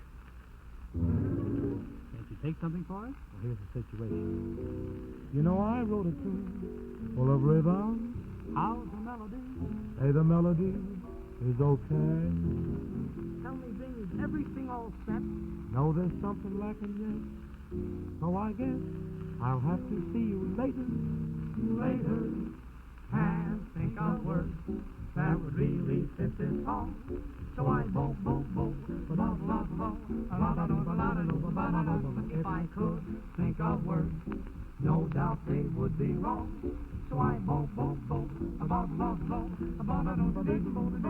ba. I might find a rhyme if I only had the time. I could use moon and spoon, true and blue, but the words that would never do. But why rack my brain? As long as I have got this thing, I'll bo bo bo about love love. What right lyrics about love love love about love love about love love love.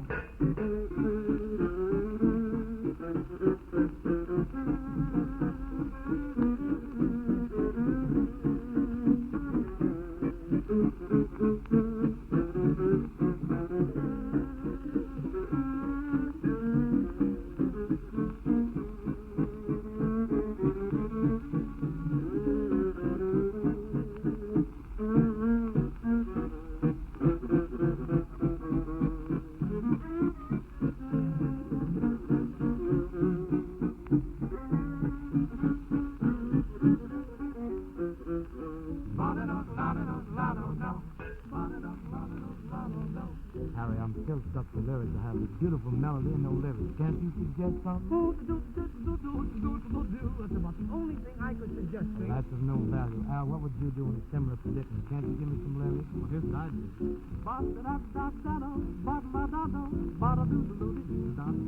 That's very sweet, but ineffective.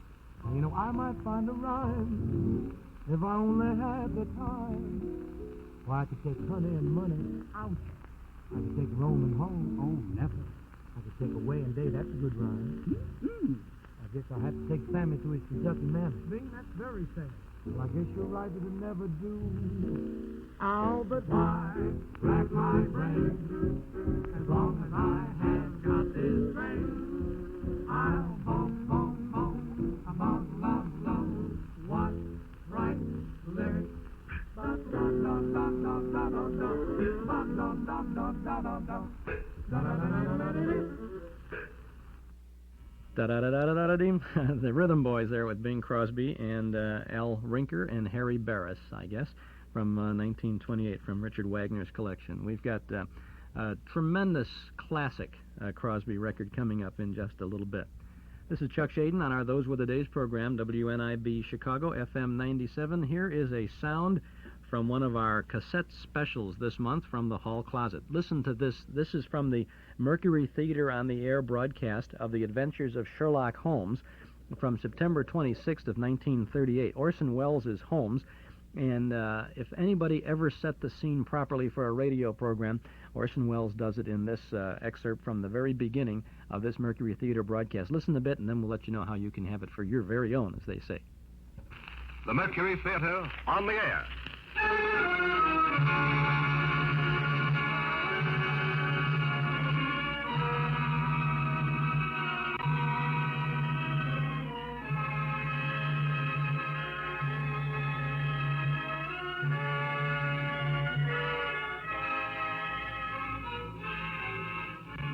Broadcasting System takes pleasure in bringing you the 12th in its series of weekly broadcasts featuring Orson Welles and the Mercury Theater on the air.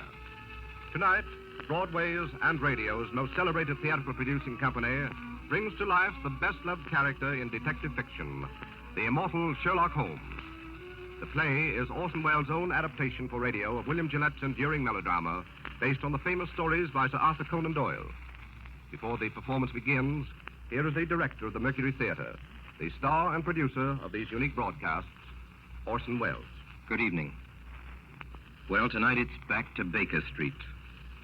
Back to that unlikely London of the 19th century where high adventure awaits all who would seek it, in a hansom cab or under a gas lamp in an Inverness cape. For tonight we pay tribute to the most wonderful member of that most wonderful world. a gentleman who never lived and who will never die. There are only a few of them, these permanent profiles, everlasting silhouettes on the edge of the world. There is first the little hunchback with a slapstick whose hooked nose is shaped like his cap. There is now and always will be the penguin-footed hobo in the derby and the baggy pants, and the small boy with a wooden head, and the long, rusty knight on horseback, and the fat knight who could only procure a charge on foot. There is also the tall gentleman with the hawk's face, and the underslung pipe, and the fore and aft cap. We'd know them anywhere and call them easily by name. Punch and the Charlies, Chaplin and McCarthy, Quixote, Sir John, and Sherlock Holmes. Now, irrelevant as this may seem, we of the Mercury Theater are very much occupied these days with rehearsals for a revival of a fine old American farce. A lot of you will remember, if only for its lovely title, which is Too Much Johnson. Its author was William Gillette, which reminded us, as it reminds you, of Sherlock Holmes.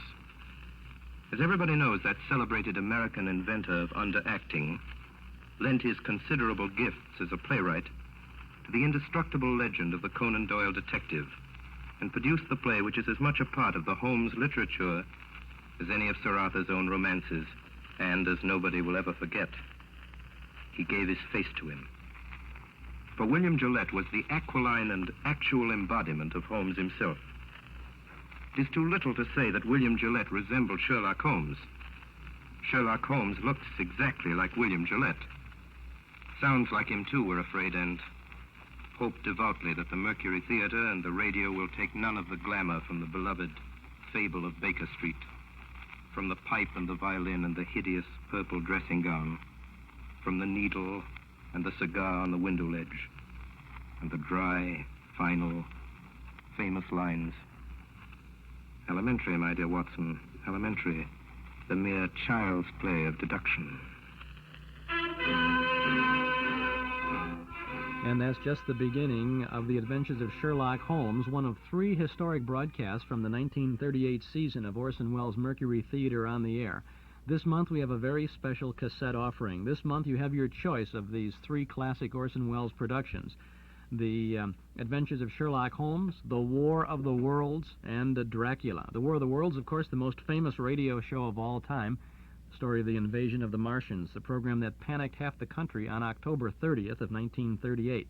And Dracula, Bram Stoker's classic horror story, starring Welles himself as Count Dracula, the ultimate shocker as originally broadcast on July 1st of 1938. Plus this Orson Welles production of The Adventures of Sherlock Holmes.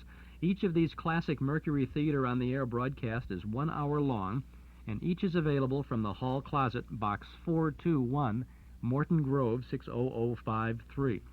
These 3 cassettes, available separately for only $5 each, are available for $13 for the whole collection. $5 for The War of the Worlds, $5 for Dracula, $5 for Sherlock Holmes if you want to order individually. If you'd like all 3 cassettes, they're yours for only $13 during October from the Hall Closet, Box 421, Morton Grove, 60053. 3 cassettes, $5 each, or all 3 are Mercury Theater pack for $13.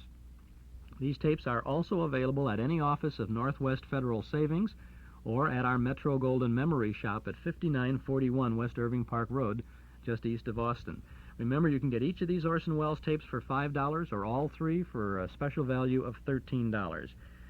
Send to the Hall Closet, Box 421, Morton Grove, 60053.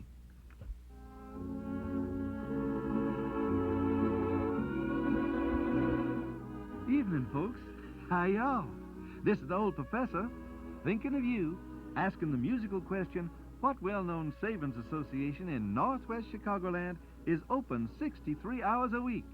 That's right, you're right, Northwest Federal Savings. Yes, students, Northwest Federal is open 6 days a week to serve you better. That's Northwest Federal Savings, the College of Savings and Loan Knowledge, where 63 hours each week, we're thinking of you. Northwest Federal Savings, thinking of you 63 hours a week in Chicago. Edison Park, Des Plaines, Norridge, and Arlington Heights. Our guest this afternoon in our studio is Richard Wagner, a regular contributor to our Nostalgia newsletter, a record collector, and a record historian. Richard, what is, I mentioned before we have perhaps one of Bing's biggest recordings of all time next. What is it? I Surrender, Dear, which rather than being something from the middle or late 30s, as some people don't know, this was recorded in January 19th to be specific, of 1931. This was about 3 months after he left Whiteman, who had gone to the West Coast to film The King of Jazz. And he and the Rhythm Boys left Whiteman, struck out on their own, and their biggest engagement in that period, lasting something like a year almost, was at the Coconut Grove with Gus Arnheim's band. And that is the orchestra that you'll hear behind Crosby on this record. Was this his biggest hit to date? Well, probably so, because at least this record did have Crosby's name on it as a vocal credit.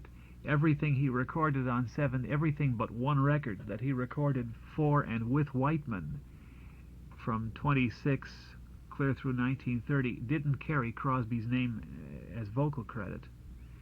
He was just vocal chorus. He was Mr. Chorus. He was Mr. Chorus. Was this immediately a big hit for him? No. To my knowledge, in discussing this with people who were around at the time, it was a big seller on the West Coast where it was recorded in Hollywood, but didn't sell big until people started looking for Crosby records to buy them, which would have been perhaps a year or so later during the early part of his Brunswick contract, which involved records that were sold nationally. This record was too, but there was not as much demand for it because what generated the demand for I Surrender, Dear, besides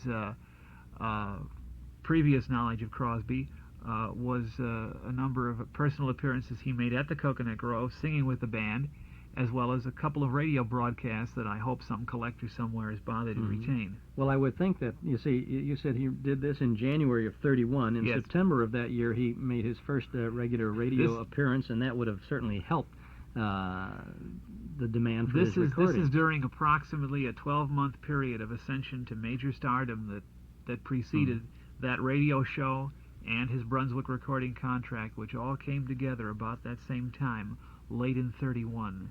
Here's Bing Crosby with his original recording of I Surrender, Dear.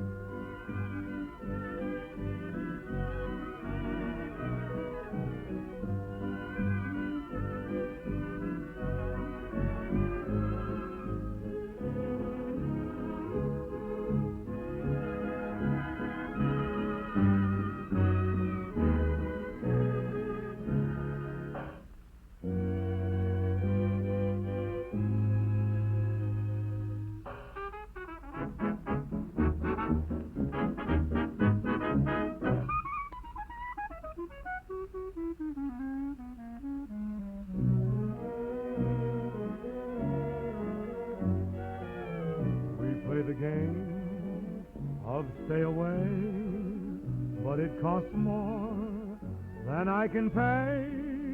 Without you I can't make my way. I surrender, dear. I may seem proud and I may act gay. That's just a pose. I'm not that way, 'cause deep down in my heart I say, I surrender, dear. Are those little mean things we were doing must have been part of the game, lending a spice to the wooing. Oh, but I don't care who's to blame. When stars appear and shadows fall, then you'll hear My poor heart calls to you, my love, my life, my all. I surrender, dear.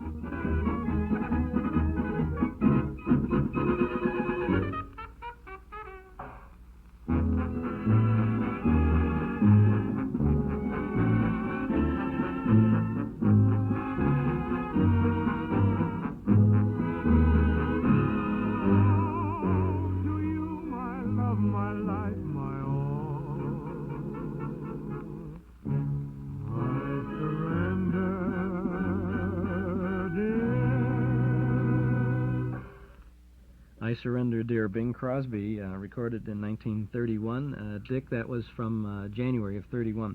That was a long recording.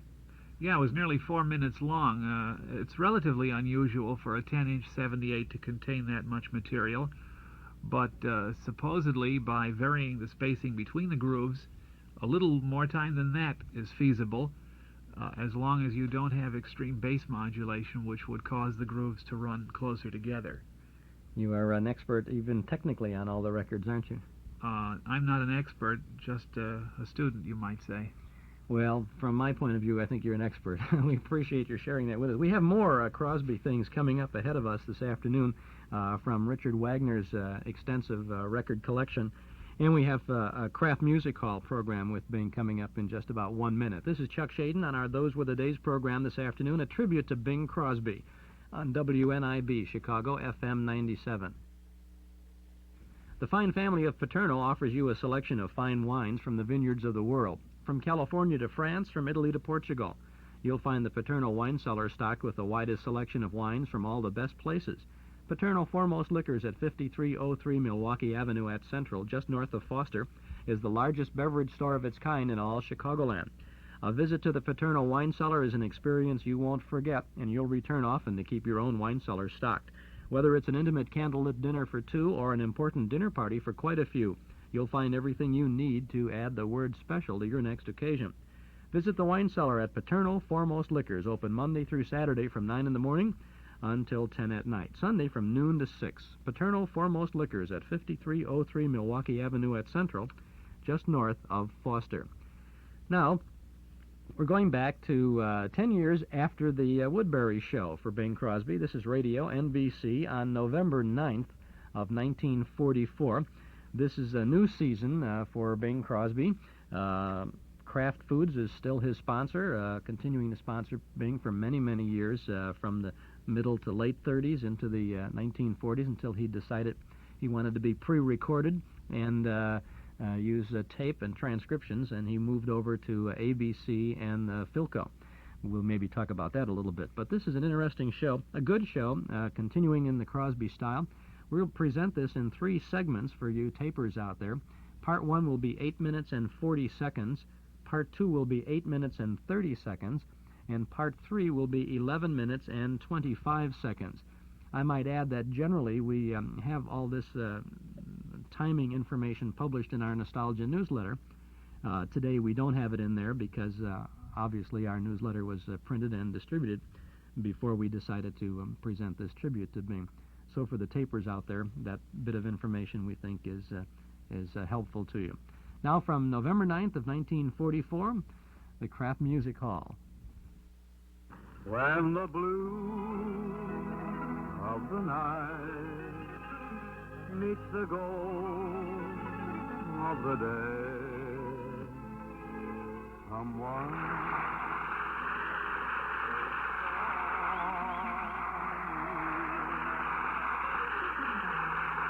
Yes, it's Bing Crosby and the Kraft Music Hall with John Scott Trotter and his orchestra, Eugenie Baird, the Charioteers, Charles Henderson and the Kraft Choir, and the unusual and brilliantly gifted swing organist, Ethel Smith. Anything you'd like to add, Bing? No, Ken, I think you've covered the course fore and aft. It's good to see that you're still at it in top form, and it's good, too, to be back in the old Kraft Music Hall for a new season with some new stuff. Got a little switch in tempo tonight, shall we say, with the accent on the moment musical. Kids have been to Paris, I see. Anyhow, here we go.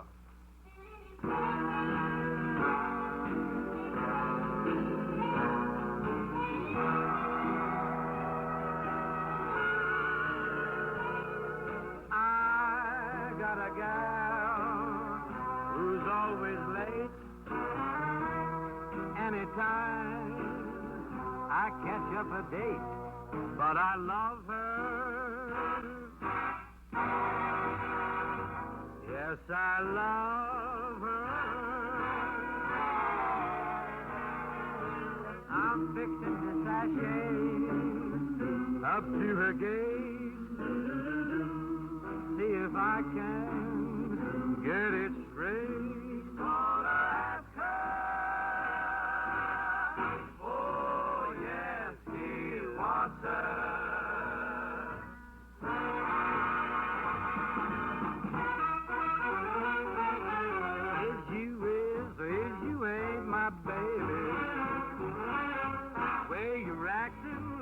Makes me down. You's still my baby, baby. Pains my flame and your heart's done gone out. Woman is a creature that has always been strange. When you think you're sure of one, she's gone and made a change.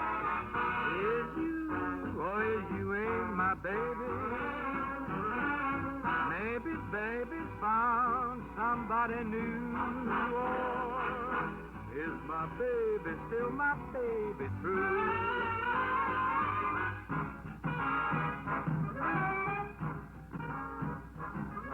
Is you or is you ain't my baby? The way you're acting lately makes me down. Yeah, who's been cutting me?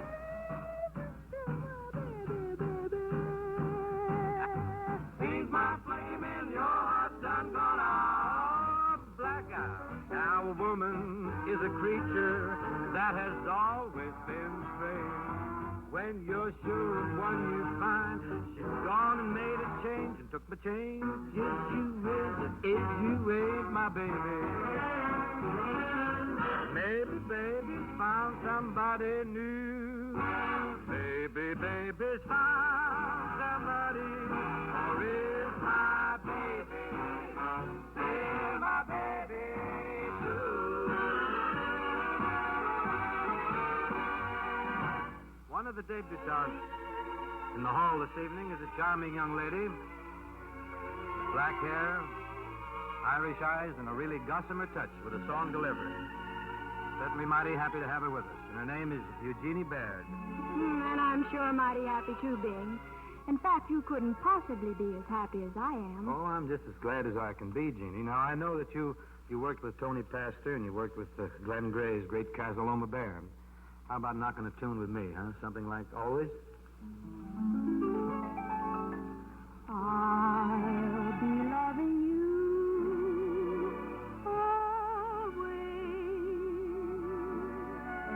always with a love that's true always. When the things you plan need a helping hand, I will understand.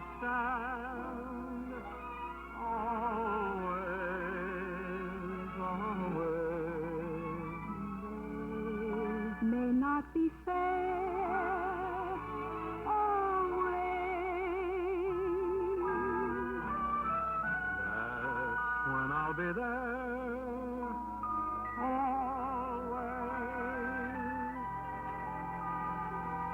not for just an hour, not for just a day, not for just a year, but always.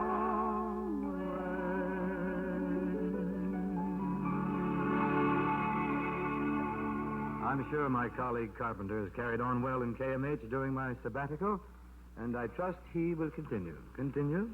How often do you women hear something like this at your house? Say, Mom, is there anything around here to eat? Well, you're always able to say yes to that demand for snacks if you have a glass or two of the famous Kraft cheese spreads in your refrigerator.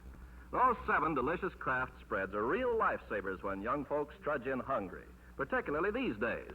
You see, Kraft cheese spreads are point thrifty.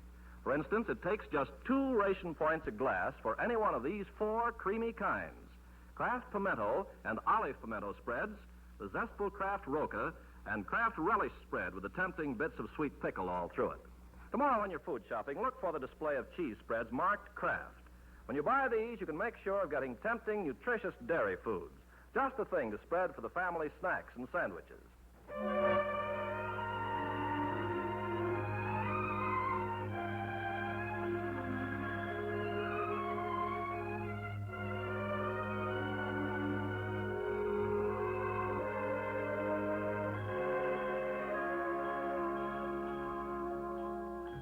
This lovely day will lengthen into evening. We'll say goodbye to all we've ever had. Alone, where we have walked together, I'll remember April and be glad. I'll be content. You loved me once in April. Your lips were warm, and love and spring were new. But I'm not afraid of autumn and her sorrow, for I'll remember April and you. Fire will dwindle into glowing ashes, for flames and love live such a little while. I won't forget, but I won't be lonely. I'll remember April.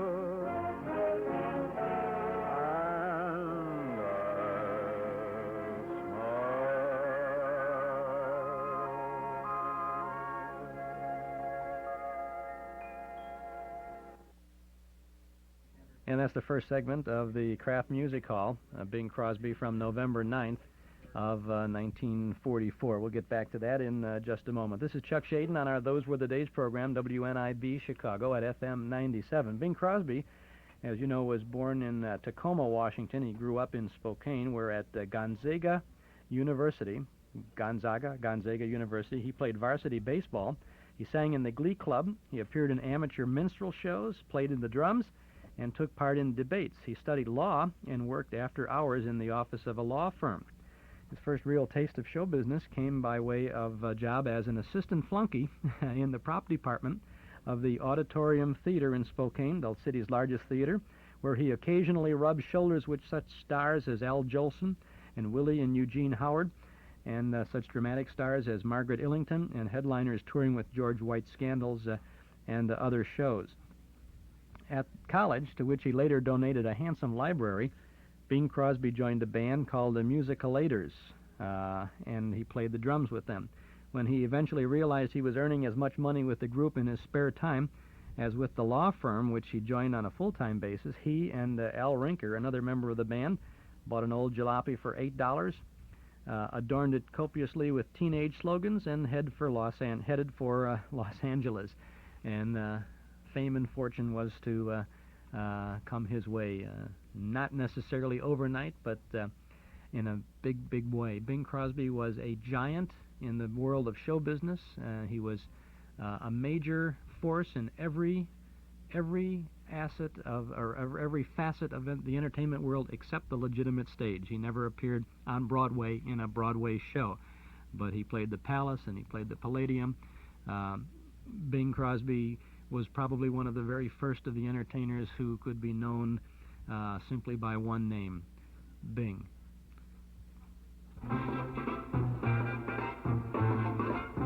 You're invited to visit our Metro Golden Memory Shop at 5941 West Irving Park Road, just east of Austin. You'll be amazed at our supply of new things to bring back the old times and old things to provide more good times. Hundreds of recordings of old-time radio shows on cassettes, 8-track tape, and LP records, plus big band, soundtrack, and personality recordings.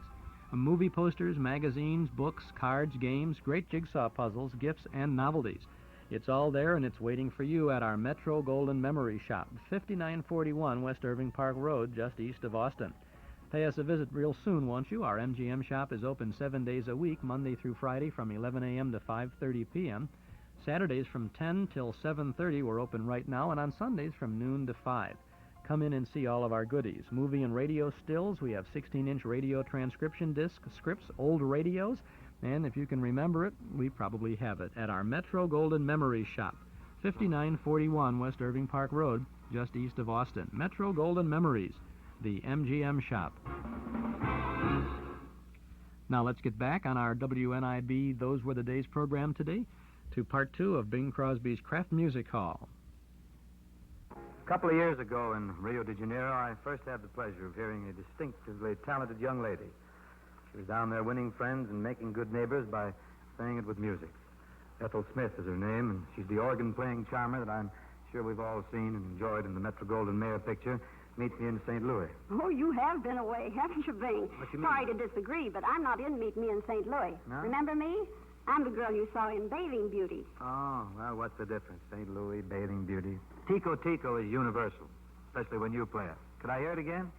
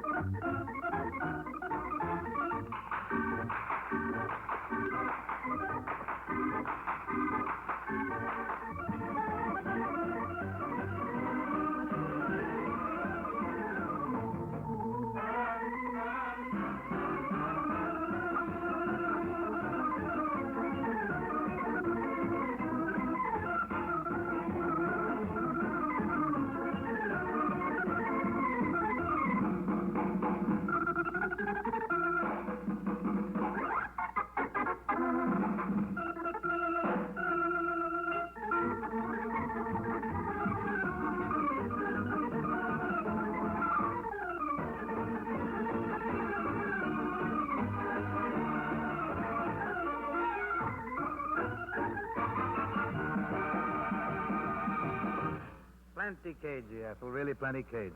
We'll have some more of the same later when we get to our medley from Going My Way. Really a big ballad this year is a song called It Could Happen to You. Just do it that nice way you do it, Eugenie. This time I'll make it better by just listening, huh?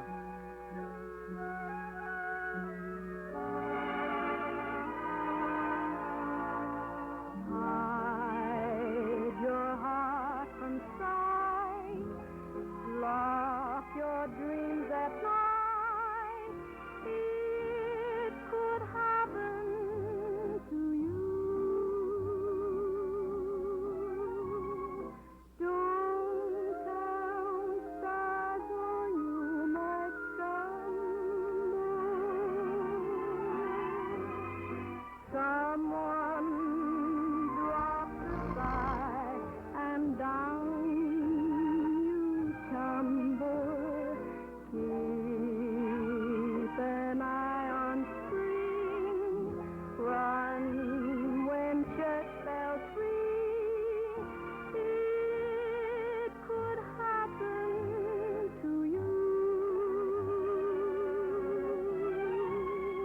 All I did was wonder how your arms would feel.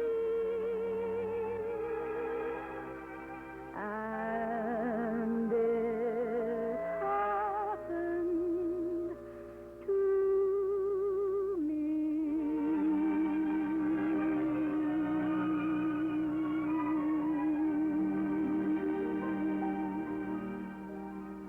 Oh, that was lush, Eugenie. Very lush indeed. Thank you. You know, when it comes to contriving close harmony, there's nobody any better than the Charioteers. And you got them right here.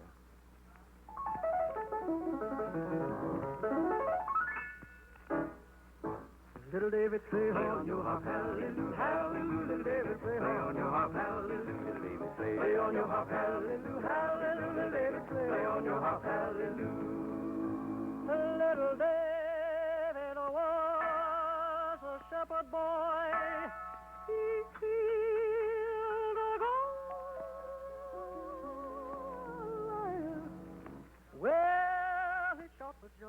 David, play on your harp, hallelujah, hallelujah. Play on your harp, hallelujah. Play on your harp, hallelujah, hallelujah. Play on your harp, hallelujah. I done told you once. I done told you twice. That's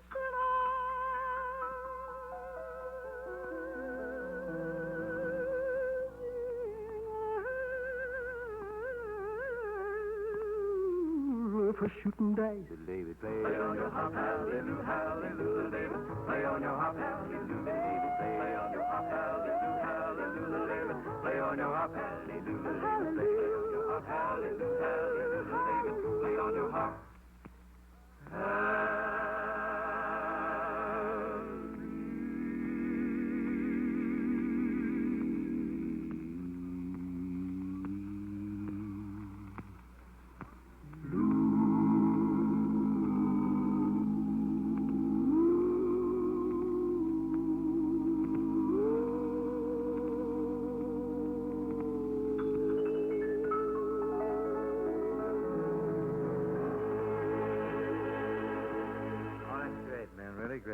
Very colorful arrangement. And here's a colorful character on some interesting angles on home economics.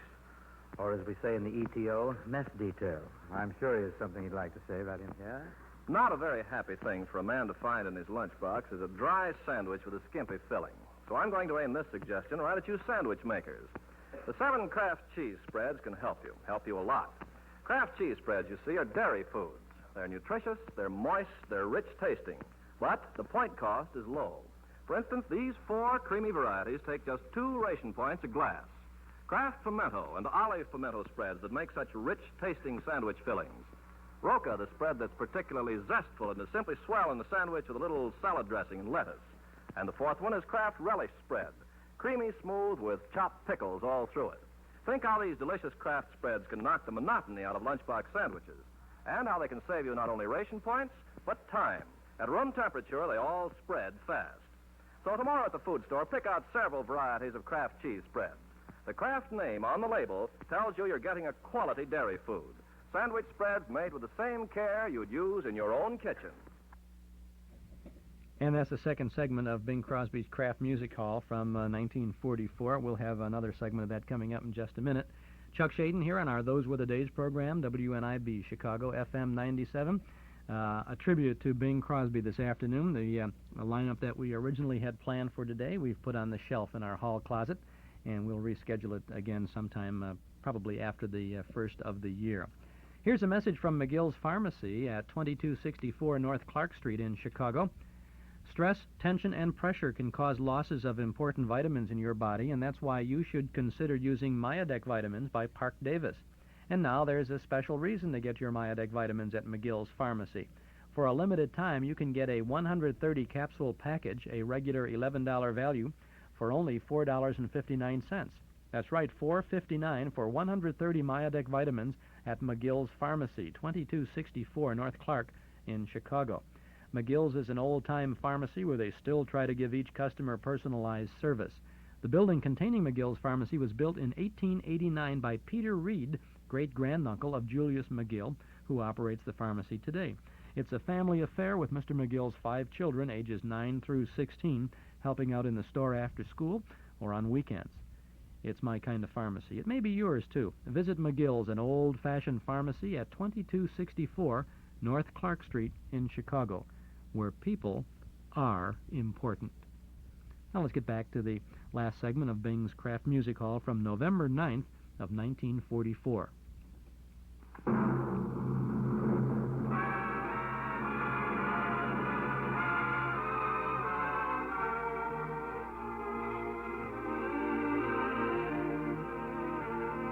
And now, John Scott, if you'll sort of lead the way, Ethel Smith and I would like to kind of reminisce through a picture we both saw not long ago. You remember, Ethel, the first time you heard The Day After Forever?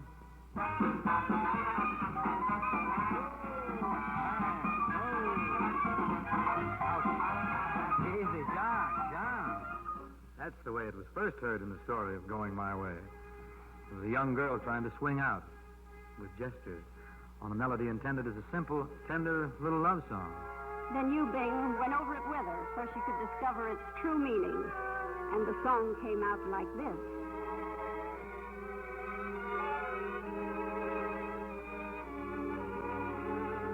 All day tomorrow,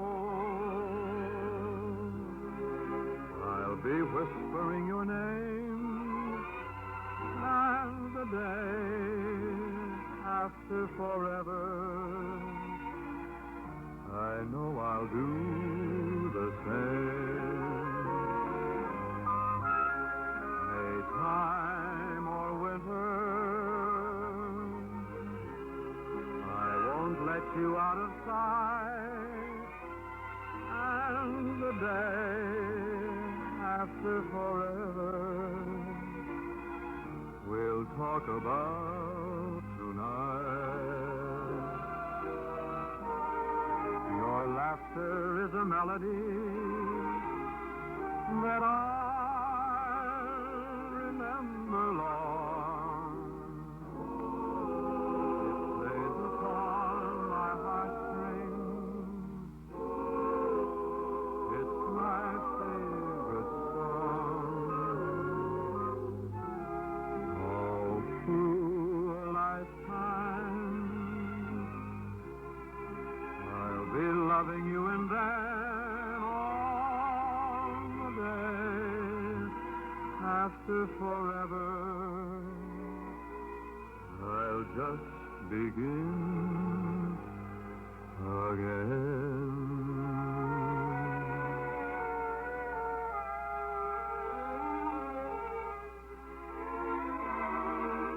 After all, the girl was very young, away from home, bewildered. There were 2 ways she might turn, 2 roads to take. She had to be told which one was right. And you told her the way to go in a song that pointed the moral gently but clearly. Do let us hear it, Bing. I'd like to hear Going My Way, your way, Ethel.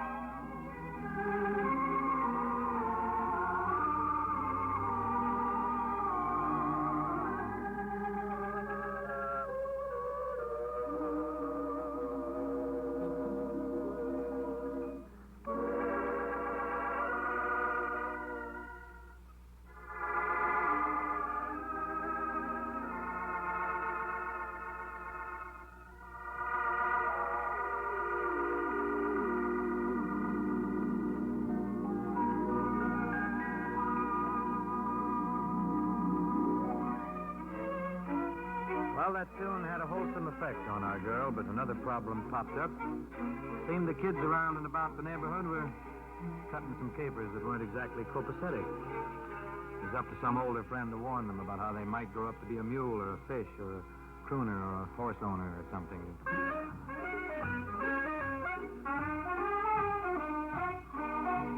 Would you like to swing on a star, carry moonbeams home in a jar, and be better off than you are? Or would you rather be a mule? A mule is an animal with long, funny ears, picks up at everything he hears. His back is sprawly and his brain is weak. He's just plain stupid with a stubborn streak. And by the way, do you hate to go to school? You might grow up to be a mule. Or would you like to swing on a star, carry moonbeams home in a jar, and be better off than you are? Or would you rather be a pig? A pig is an animal with dirt on his face. His shoes are a terrible disgrace. He has no manners when he eats his food. He's fat and lazy and extremely rude. But if you don't care a feather or a fig, you might grow up to be a pig. Or would you like to swing on a star, carry moonbeams home in a jar, and be better off than you are? Or would you rather be a fish? A fish won't do anything but swim in a brook. He can't write his name or read a book. To fool the people is his only thought. And though he slips in that catfish, still gets caught. That sort of life is what you wish, hear me? Might grow up to be a fish.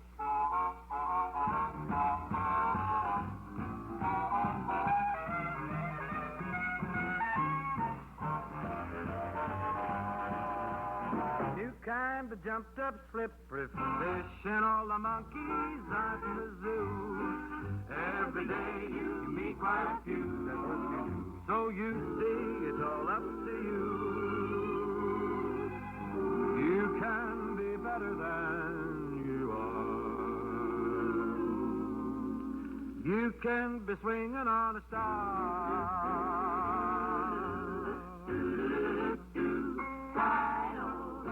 Finally, if you remember, there was not only a tune for youngsters, but one for the very old folks, too. One which in our story helped Barry Fitzgerald, who was an elderly Irish priest to live in dreams of his mother back in Ireland. A grand old Irish lullaby.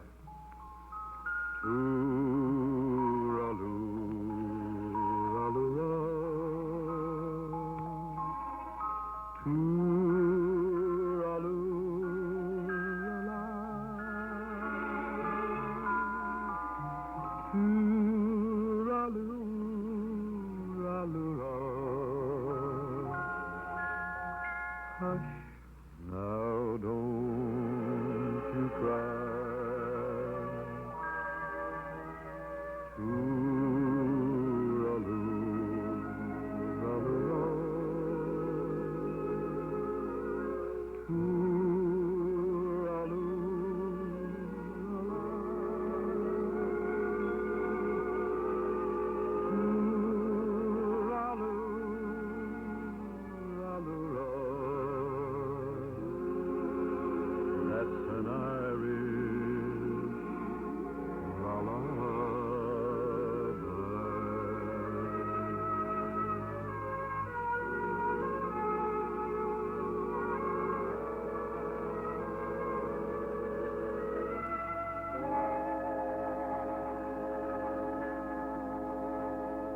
Before we close the hall this evening, just a word to the women who may be listening. The United States stands in great need of Army nurses' aides. Needs them badly, ladies. I've seen how overworked the doctors and the nurses are. Up there where it's really important. They do all and more than seems humanly possible. I know your heart's in winning this war. Give it your hand, too, or better, a pair of hands. Hands dedicated to helping heal wounds won in your defense. There's no way you could be more helpful to our boys than to become one of the urgently needed nurses' aides. Good night.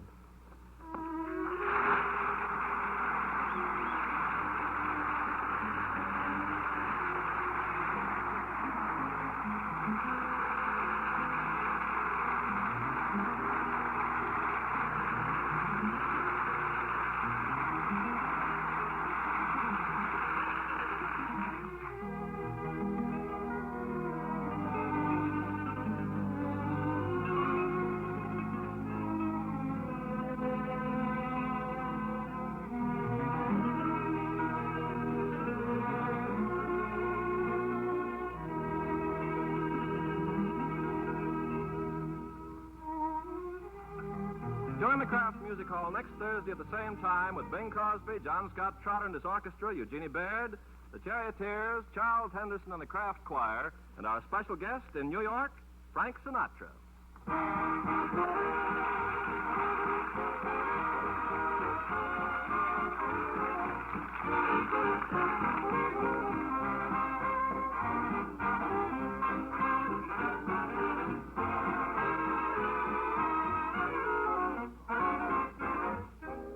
For mealtime variety and quick company treats, serve Pabst-Stet, the delicious golden cheese food. Enjoy Pabst-Stet's mellow cheddar cheese goodness in sandwiches and salads. Serve slices of Pabst-Stet with fruit for dessert. Drench your egg and macaroni dishes with a smooth, appetizing Pabst-Stet cheese sauce. Pabst-Stet is nourishing, digestible, and children love it. Be sure to add Pabst-Stet to your shopping list tomorrow.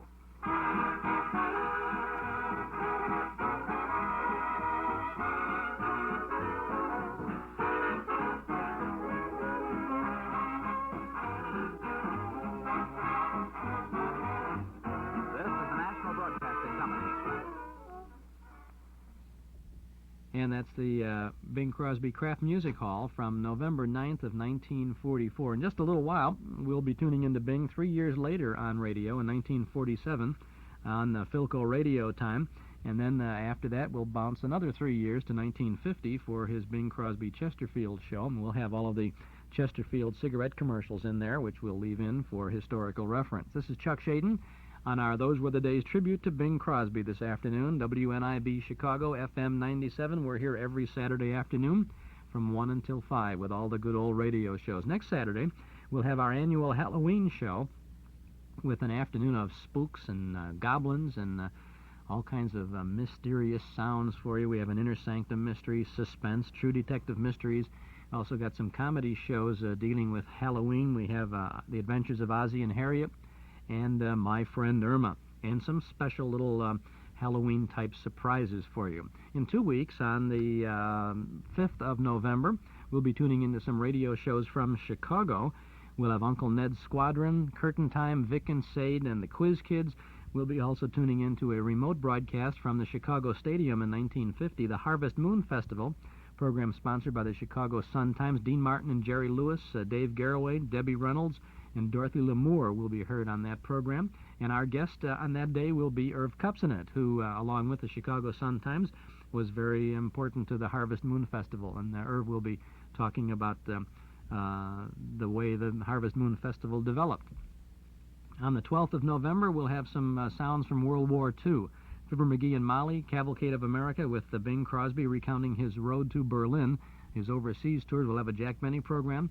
And Edward R. Murrow recalling the history of World War II, I Can Hear It Now. Our Thanksgiving program coming up on the 19th of November, and on the 26th of November we begin the Cinnamon Bear. Lots of good things coming up. You can keep track of them all when you subscribe to our Nostalgia newsletter and radio guide. A year's subscription, 10 issues, is only $7, and you can subscribe right now if you call us at 545-2260. We'll begin your subscription with the November issue, which is back from the printers, and we'll be mailing it out at the beginning of the week. You'll have it by the end of October if you call now. 545-2260 will include an invoice along with your first copy. Edgar Bergen and Charlie McCarthy and Mortimer Snerd are on the cover of our newsletter for November. Inside we have articles from and about the good old days. Articles about Ozzie and Harriet, about school time, Arthur Godfrey, and Joe Stafford. You'll also see in our November newsletter Bob Hope's favorite picture of Bing Crosby from 1943, a photograph that Hope just loves of Bing Crosby, and you'll have a good time when you see that, too. We have other articles about musicals at Universal Studios, about growing up with radio and the loudspeaker generation, and even a Cinnamon Bear trivia quiz. We also offer our complete listing of our Those Were the Days broadcast schedule, news of our Saturday Night Memory Club movies, letters from listeners, and our Dime Store Want Ad page. Lots of good reading and good entertainment in the November issue of the Nostalgia newsletter. Call us at 545-2260. A one-year subscription, $7. You can subscribe this afternoon at this number, 545-2260. If you like, send $7 to Nostalgia Newsletter, Box 421, Morton Grove, 60053. But if it's easier, just give us a buzz now at our studio here at 545-2260.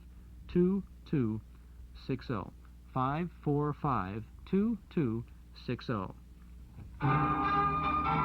Eden's Plaza Shopping Center, where you can shop with confidence for all the family. Eden's Plaza Shopping Center, where Eden's Expressway, Skokie Boulevard, and Lake Avenue meet at Wilmette. Eden's Plaza Shopping Center, easy to reach, easy to park, easy to shop. Many fine stores open to serve you 7 days a week at Eden's Plaza Shopping Center in Wilmette. Our guest this afternoon in our studio is Richard Wagner, a record collector, historian, a frequent contributor to our Nostalgia newsletter and radio guide. Dick, the next record we have is a 1931 Bing Crosby recording from your collection. Yeah, it's from June 12th, Brunswick 6140, if the number means anything to you. It's not a song that I personally associate with Crosby, but I think it's a beautiful representation of his early 30s singing style. It has most of the vocal inflections that you'll find in Crosby songs of that period. It's about half a year into his Brunswick recording contract, and I seem to recall it was also a very big selling record of that period. In the heart of the Depression, I found $1 Million Baby in a 5 and 10 cent store.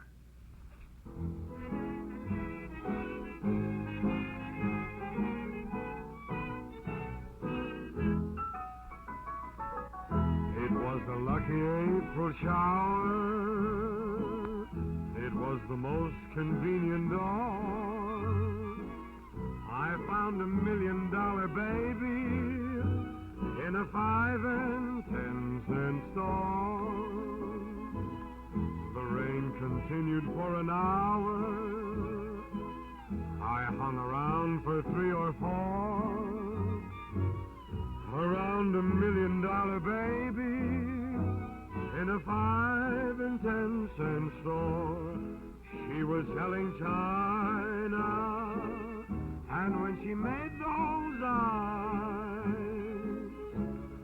I kept buying china until the crowd got wide. Incidentally, if you should run into a shower, just step inside my cottage door and meet the $1 Million Baby from the 5 and 10 cent store. Love comes along like a popular song, anytime or anywhere at all. Rain or sunshine, spring or fall. Say you never know when it may say hello in a very unexpected place. For example,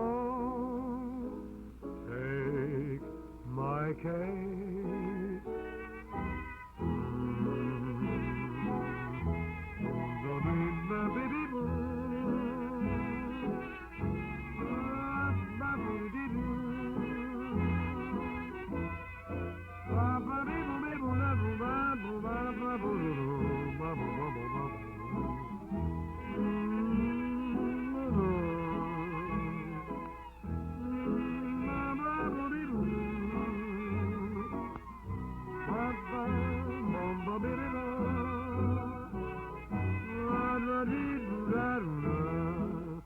She was selling china, and when she made those eyes,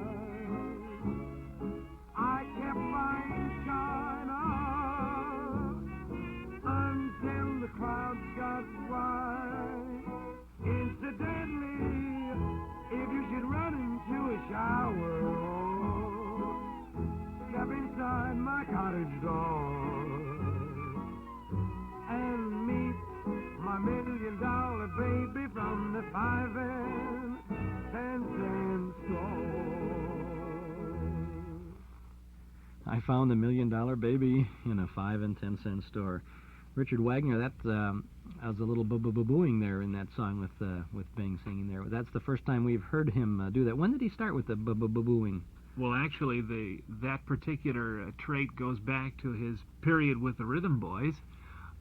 He begins to do that sort of thing on solo work on the records that were made separate from Whiteman, with the Rhythm Boys and some solos that are made in the same period, say around 1928. I'm told that's partly his way of filling in the gap left by not having a backup orchestra. Of course, in this case, it's a couple of years later. We have that orchestra in the background. Also, he was beginning to relax on record. Don't forget, this is a few months into his fabled Brunswick recording contract. He didn't have to worry anymore about temporary bookings and short-term deals, because that contract was to run for something like three and a half years until he eventually left Brunswick in '34 to go on to Decca, and the rest is history there. And he really, as you mentioned earlier this afternoon, this was part of that first year where he really catapulted to national prominence. Yeah, at this time he wasn't yet in major motion pictures. It was a few months from the start of the filming of the big broadcast, but as far as a national celebrity, this is the beginning. And here already, according to all the dates that we have about Bing, he's born in 1901, he's 30 years old already. Oh, yes. Not only is he 30 years old, but supposedly in broadcasts and interviews, he readily mentioned that he was already wearing a toupee. He lost a little hair on the thing. More than a little. Bing was always a great kidder with all of that sort of thing. And he only wore the toupee when he really had to for a special appearance, because mostly you had that beat-up hat or some kind of a golf hat. Yeah, something. most of the publicity shots taken in and around recording studios in that period show him wearing a hat, even a lovely publicity still that you may have seen with him standing next to the Boswell sisters and a piano. This I mentioned before that in the heart of the Depression, people were singing about the $1 Million Baby in a 5 and 10 cent store. What did it cost for this record when you went to buy this Brunswick recording in 1931? What did you have to shell out? 75 cents for a first-quality Brunswick pressing or a Victor.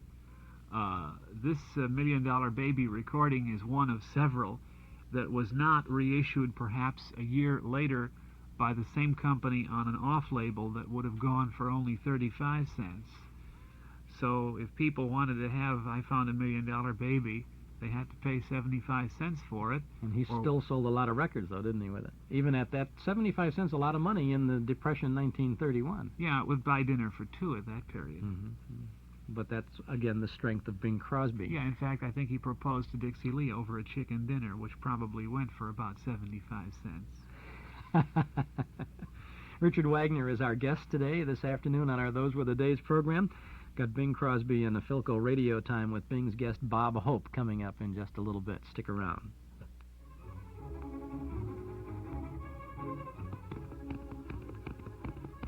Whoa, whoa, big fella. Scout. Well, Pronto, here we are at the Northwest Federal Silver Mine. Heap plenty silver here for making loans. Right, Pronto. Oh, wait. What's that? Sound like footsteps. Yes. Look, it's a man. Let's see what he wants. What you want? Huh? Oh, pardon me. I must be lost. I'm new out here. I just agreed to buy that ranch down the road a piece. I see. Have you arranged for financing yet? Huh? Oh, well, no. I really don't know how to go about it. Here, take this silver bullet. On it is inscribed the name of Northwest Chicagoland's leading financial institution. Northwest Federal Savings. That's right. They'll send out their faithful companion for a prompt appraisal of your ranch. And in a couple of days, you'll have the best loan quotation in town, with no obligation. That's right, Kimosabe. Say, that's great. Northwest Federal Savings, huh? Wow. I'm glad I happened along here. Well, thanks, Mr. Hey, where'd he go? He's gone, and I wanted to thank him. Well, who is he, anyway? Him, loan arranger. We've got silver to lend away! Northwest Federal Savings lending silver away 63 hours a week in Chicago on Irving Park Road, in Edison Park on Northwest Highway, in Des Plaines on Dempster Street, in Norridge at Harlem and Irving, and in Arlington Heights on Algonquin at golf. This is Chuck Shaden. Those were the day's program, WNIB, Chicago, FM 97.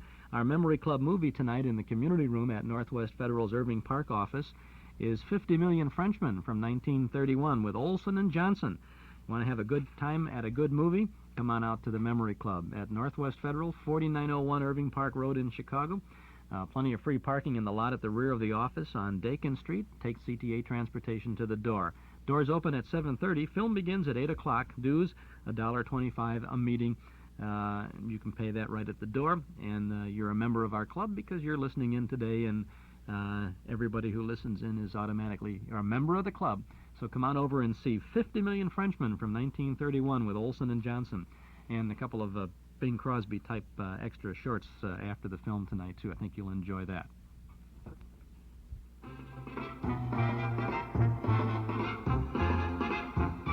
Here's a reminder to kick up your heels and drag yourself over to Nelson Hirschberg Ford's Roaring 70s clearance sale. A good supply of 1977 Fords are on hand, but they'll skidoo in a hurry at special clearance prices.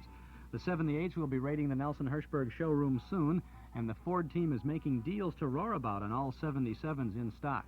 You'll get easy clearance prices on dependable Mavericks, luxurious LTDs, LTD wagons, and the Great Granada. Skedaddle over to Nelson Hirschberg Ford, 5133 West Irving Park Road. Do it now with our still enough 77s to go around. Open Monday through Friday until 9, Saturday and Sunday till 5. Nelson Hirschberg Ford, 5133 West Irving Park Road at Laramie. Get your new Ford from an old-fashioned dealer during Nelson Hirschberg's Roaring 70s clearance. You know, our tribute to Bing Crosby will not necessarily end when we sign off this afternoon at 5 o'clock, because Bing Crosby and his contributions to radio have been a regular feature of our various radio broadcasts all through the 7.5 years that we've been on the air with these shows. And we will continue to schedule Bing Crosby programs because they're good and they hold up and they're still entertaining. And there never is ever going to be anybody like Bing Crosby again. So we're proud to be able to include these Crosby presentations, not only today on this special tribute, but as we continue broadcasting the quality things from the good old days of not so long ago. We're going back now to the last show of the 1946-47 season. Bing Crosby had moved now to the American Broadcasting Company, and Philco was his sponsor on Philco Radio Time. On this broadcast with Jimmy DeMeritt, the golfer, and Bob Hope, the comedian, on June 18th of 1947, Bing Crosby's Philco Radio Time.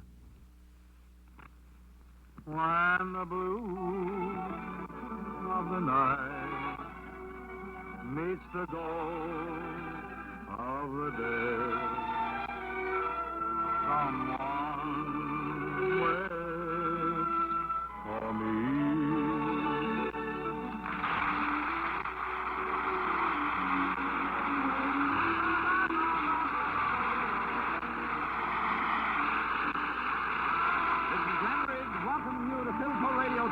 Produced and transcribed in New York, with John Scott Trotter and his orchestra, Bing's guests, Jimmy DeMeritt, the singing golfer, and Bob Hope, the Pepsodent Punchinello. Glenn, when you refer to Hope as Punchinello, hit Punchy a little harder, will you? Just... I see what you mean.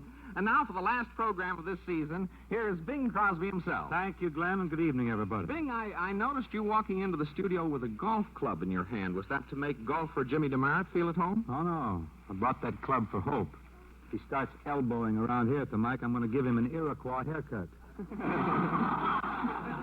I've never met Bob, Bing. He must be a very funny fella. Oh, he's a box of Snickers. He's just a carton of chuckles, that boy. I'll tell you, Glenn, he's more monkey than a barrel of fun. Anyhow, before Bob arrives and wrecks the joint, I'd like to slip a little tune in here. Mr. Trotter, will you assist me with Moon-Faced and Starry-Eyed?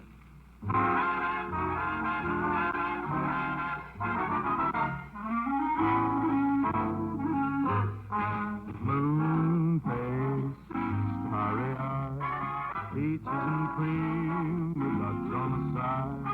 I never knew there was anyone living like you. Moon-faced, starry-eyed, I'm my best with pride. I never lived, baby, not at all till I met you. At 6 o'clock, I expect your call. At 7 o'clock, I'm in the hall. At 8 o'clock, if you don't come by 9 o'clock, baby, I die. Moon-faced, starry-eyed, cooking with gas when I'm by your side. I swear my heart's nowhere without you.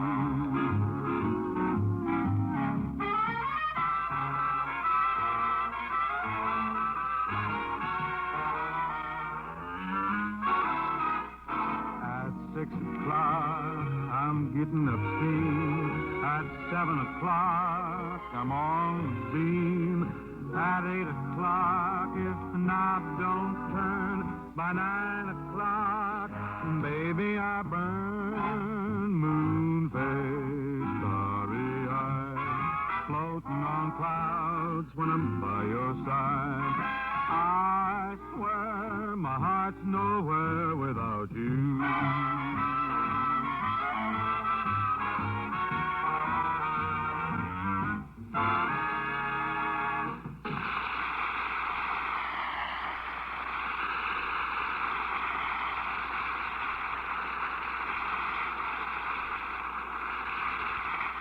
Right on the beam, Bing, just like Philco's new port. Oh, here we go, the commercial again. Moon-faced and starry-eyed. Last night this season, Glenn. Now you better make it a good one. All right, how about this, Bing? With the new Philco portable by your side, you'll be floating on cloud number 9 all summer. Oh, it's too much poetic license there. Get a little more down to earth.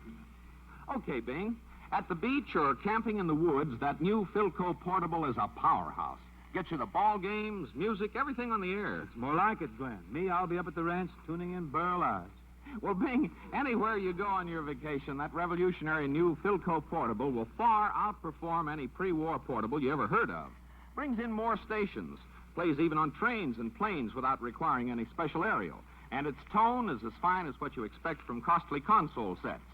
Your Philco dealer can give you immediate delivery on this amazing new Philco portable in time for your vacation trips. It's the newest thing in portable radios from Philco, the leader.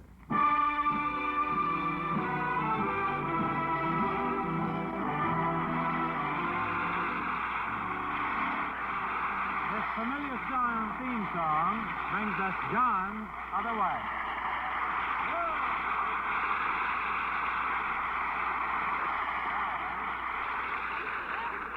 Thank you, Chauncey Alcott. Ladies and gentlemen. What is Sam Bernard? How do you do, ladies and gentlemen? This is Bob broadcasting from the old man's home hope. Telling you all a Philco 1201 is fine and buying one is no crime, but if you plan to get a girl, give my product, Pepsi in the whirl, and I'll guarantee your teeth will sparkle like a pearl and I won't be replaced by Milton Berle.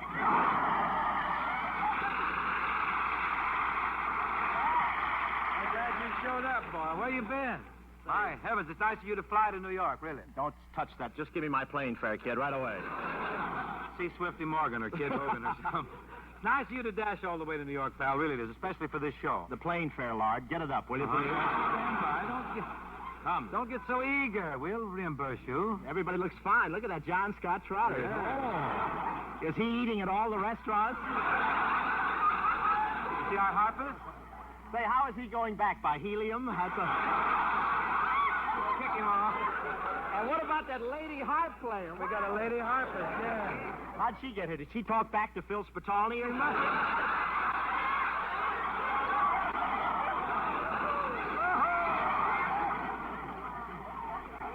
Why don't you say something? You're looking well.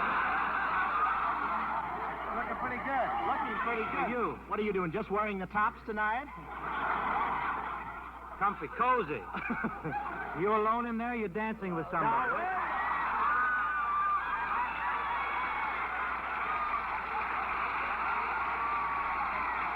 You know, if you wear a tie in this show, you have to pay a fine, you know. You look good, though, Dad. Really, you do. That New York air must agree with you, huh? The bags under your eyes have faded to a light magenta, and it's very chic with the chartreuse color of your complexion. Get that language. What did you do, find a Vogue in Toots Shore's washroom or something?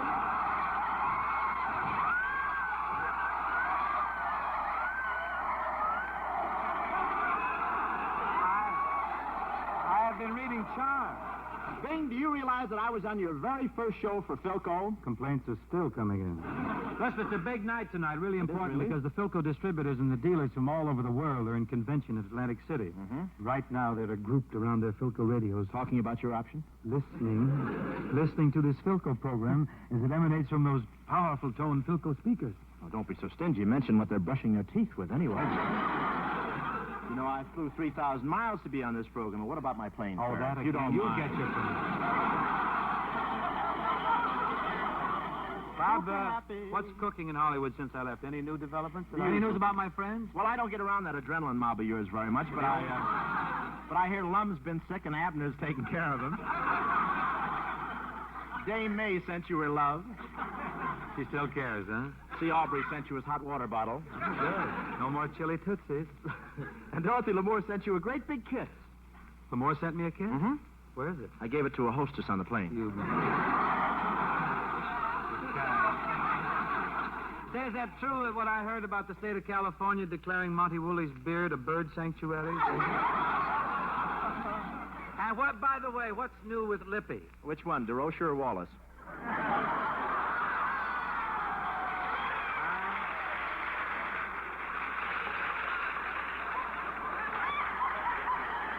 See those big fat lines they give you? Who gave me? You mean gave the you. one I fought you for? Would you mind pulling up a chair and make room for some entertainment to creep in? Because I'm about to do a tune from Picture. Well, look, Welcome Happy Stranger. Creep. Do you want me to sing it for you? After all, you've done 36 shows without a vacation. I can make it all right. Well, sing pretty. Remember the Philco convention. I shall sing like a bird. I hope you don't get one. Fine. Stand back while the orchestra moves into position here.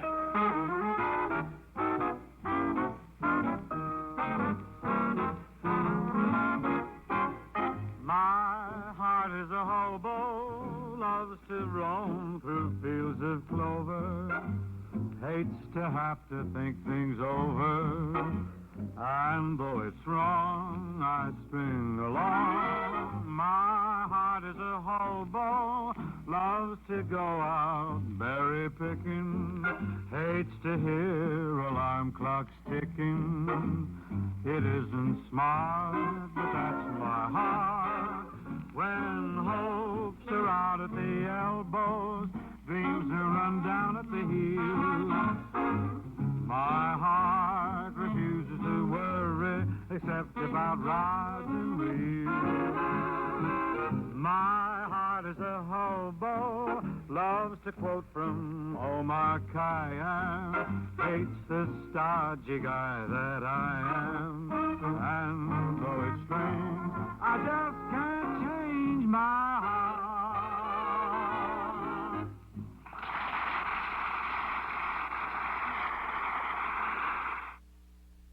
Bing Crosby in rare form on Philco Radio Time from June 18th of 1947. Bob Hope popping up on that. Great friendship there between Bing Crosby and Bob Hope, and you will have a marvelous time, as the studio audience does, in the next segment of this show coming up in just a little bit. Bing Crosby's Philco Radio Time. This is Chuck Shaden on WNIB Chicago at FM 97.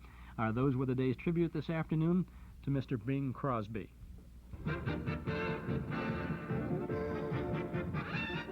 You'll find a generous helping of memories from and about the good old days at our Metro Golden Memory Shop, 5941 West Irving Park Road, just east of Austin.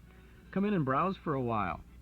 You'll find a complete selection of big band, personality, and soundtrack recordings, as well as those great old-time radio shows on cassettes, 8-track tape, and LP records. We offer books and magazines about the stars and the days gone by. An amazing selection of memorabilia at our Metro Golden Memory Shop, 5941 West Irving Park Road, just east of Austin. If you haven't been into our shop before, you'll pass out when you pass in and see what we have. And if you haven't been to our shop for a long time, you'll be amazed at the tremendous selection of things we have for you. We're open 7 days a week, Monday through Friday from 11 a.m. to 5:30 p.m., Saturdays from 10 till 7:30 p.m. If you're coming to the Memory Club tonight, pop over beforehand and take a snoop around our MGM shop. Come in and see all the goodies. Tomorrow afternoon we'll be there from noon until 5, too. Our Metro Golden Memory Shop, 5941 West Irving Park Road, just east of Austin. The MGM shop. Now back for some classic radio comedy and some good entertainment from Bing Crosby and Bob Hope. You're hard as a hobo. It's nice that you got one that matches your clothes. Don't worry, folks. He'll be off the air for the summer soon. This is the last time everybody can relax after that. Good old vacation time. You know, Bing, I'm taking off for South America tomorrow. South America, huh? How are you traveling? The usual? No, I bought a ticket. Inside this time, huh? Rio, boy, I got some finding out to do about those rainy nights. I don't wish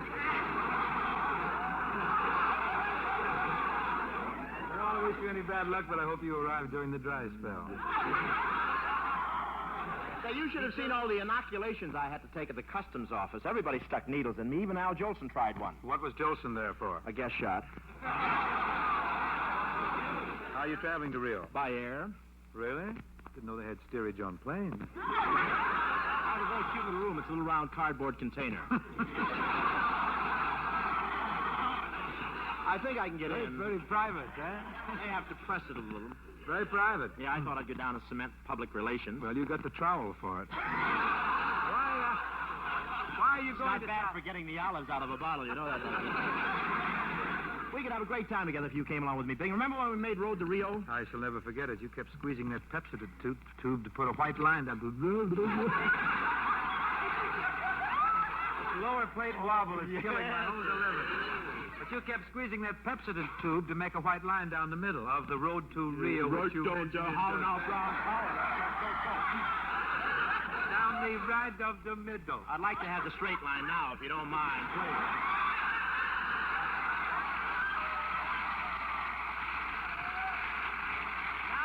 Now that you've had your first grade elocution, Would you read the next line? please read the line for me, my Adele, please. There's that show, sir. I don't see it there. Please, There's Bill. that. Where's the place? Sometimes you drive me crazy, Bill. It seems to me I've lost the place there. Sure, I don't lay there. Where's that? You were lost before you got here, you Maya. Something is wrong in Denmark here. I'm not seeing it there. What happened here? But I'd like to go down This with... must be the place here. You pick up right there. We're talking What about... joke are you on? Where are you? Look, just give me that line. That's a straight line there, if you keep don't squeezing mind. that Pepsodent tube to put a white line down the middle of it. And I say it's the only highway in the world that contains areas.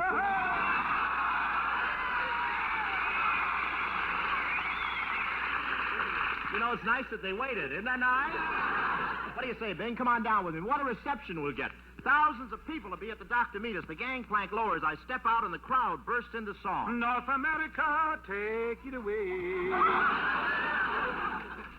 No, Bob, what I do in South America, I can't do here. What could I do down there? Well, you can always pick up a few bucks for that waistline of yours, casting a shadow for the shade-grain coffee. Shade-grown coffee!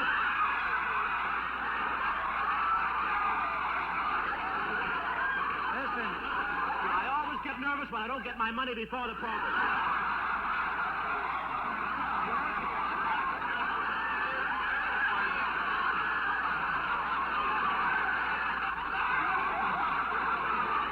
you listen at the print, Mr. Adlib, Hope. I'll be with you in a half hour.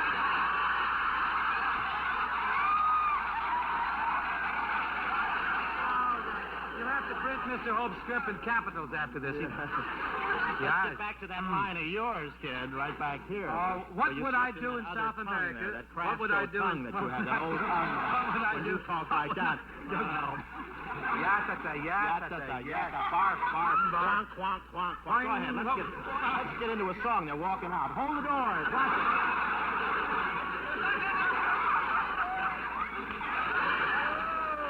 They got sponsors in the fishbowl. Hello there. Shall we move? No, really, what would I do in South America that I can't do here? Where's that?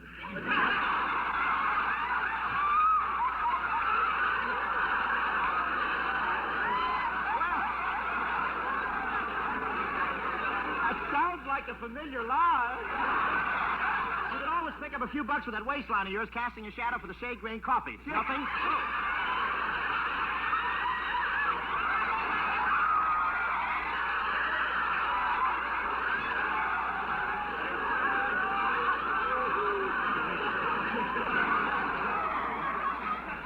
Oh, yes, they got a lot of java in Brazil. They have a lot of java in Brazil, and you're the only kid around with a pot big enough to perk it in.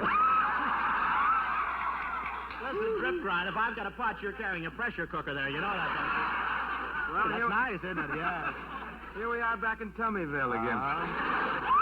Look, after a summer outdoors, I'll be slim as a rail. Well, I'm an outdoor man right here in New York.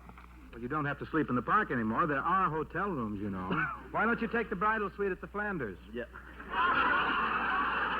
We'll settle this thing later. Right now, I have to introduce our guest of honor. Yeah, well, that...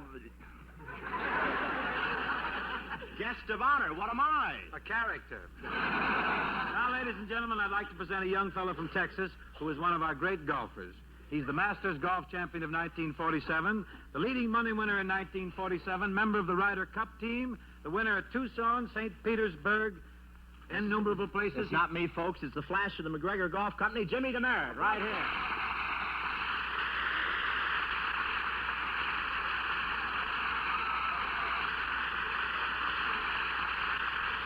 Beautiful clothes. Isn't that pretty? A fugitive from Finian's Rainbow. You know, Bob, I'm the playing pro at the Star Club, too. You sure are. Jimmy DeMeritt, welcome, stranger. Well, Jimmy DeMeritt, welcome, my favorite brunette. Well, say something, Jim. I can't. I've never made a picture. Besides, I'm not too handy with this radio stuff. I hope I don't ruin this program. You ruin the program? What do you think they hired Crosby for? Say, Bob, remember when we played golf at Ojai Valley about a year ago? Yeah, I'll take a green one. Ojai Valley, I remember that. What about it? Oh, nothing. Only I'd like to get my ball back. You got a little trouble with him, too, huh, Jim? But I'll say one thing. When Bob's club hits the ball, there's always a terrific click. That's his teeth. You mean those painless Parkers? You got to laugh. Yes, you did. Everybody's a comic these days. I think I'll just retire to a farm. I can make a fortune just raising straight men. I think that's where I'll go. It wouldn't hurt for someone in your family to go straight. Anyhow, Bob, you promised to... Jim. I'm ready. You're ready. You promised to do a song for us tonight, Jimmy. You ready? I'm pretty excited about this, you know. It's the first time I've ever sung on a coast-to-coast program. Just a minute. DeMeritt, you sang on my program. Gee, does your program go east of Cucamonga?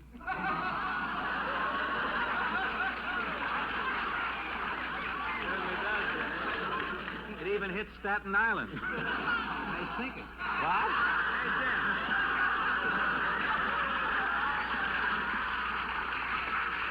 What are you going to sing, Jimmy? How about that's the beginning of the end? This may be. Go ahead. It's a clever tune, Jimmy. That's the Studebaker song. Is this the beginning or the end? Now, come on.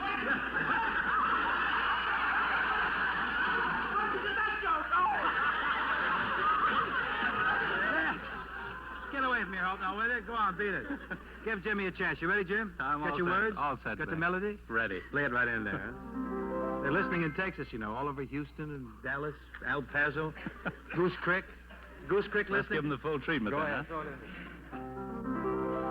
When she don't sweet talk anymore, her kiss ain't like it was before. It's time you added up the score, my friend. That's the beginning of the end. She keeps you waiting for a day, makes no excuse for being late. Wake up and recognize your fate, my friend. That's the beginning of the end. What she's doing to you, she did to me. But I was in love, so how could I see? Better get wise, better beware, or one of these days you'll turn around and she won't be there. So say that you were never told. I know that character bold. When she starts straying from the fold, my friend, that's the beginning of the end. That's the beginning of the end.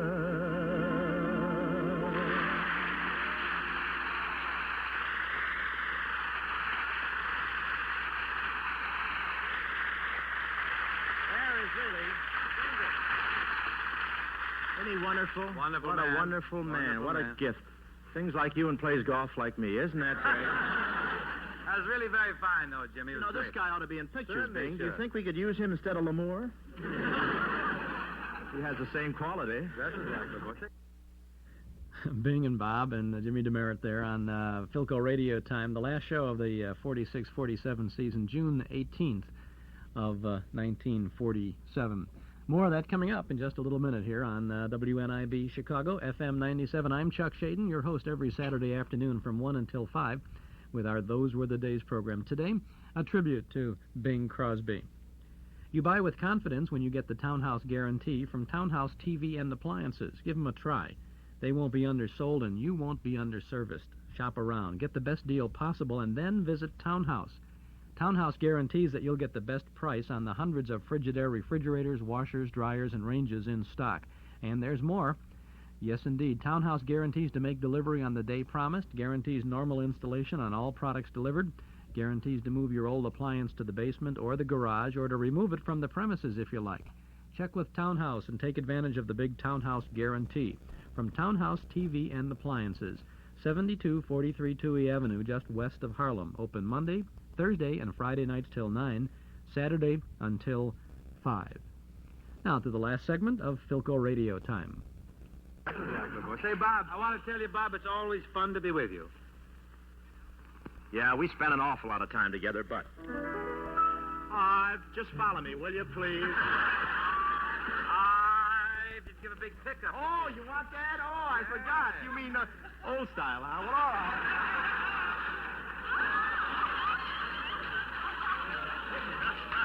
It's a great thrill to be here at this price. Thank you very much.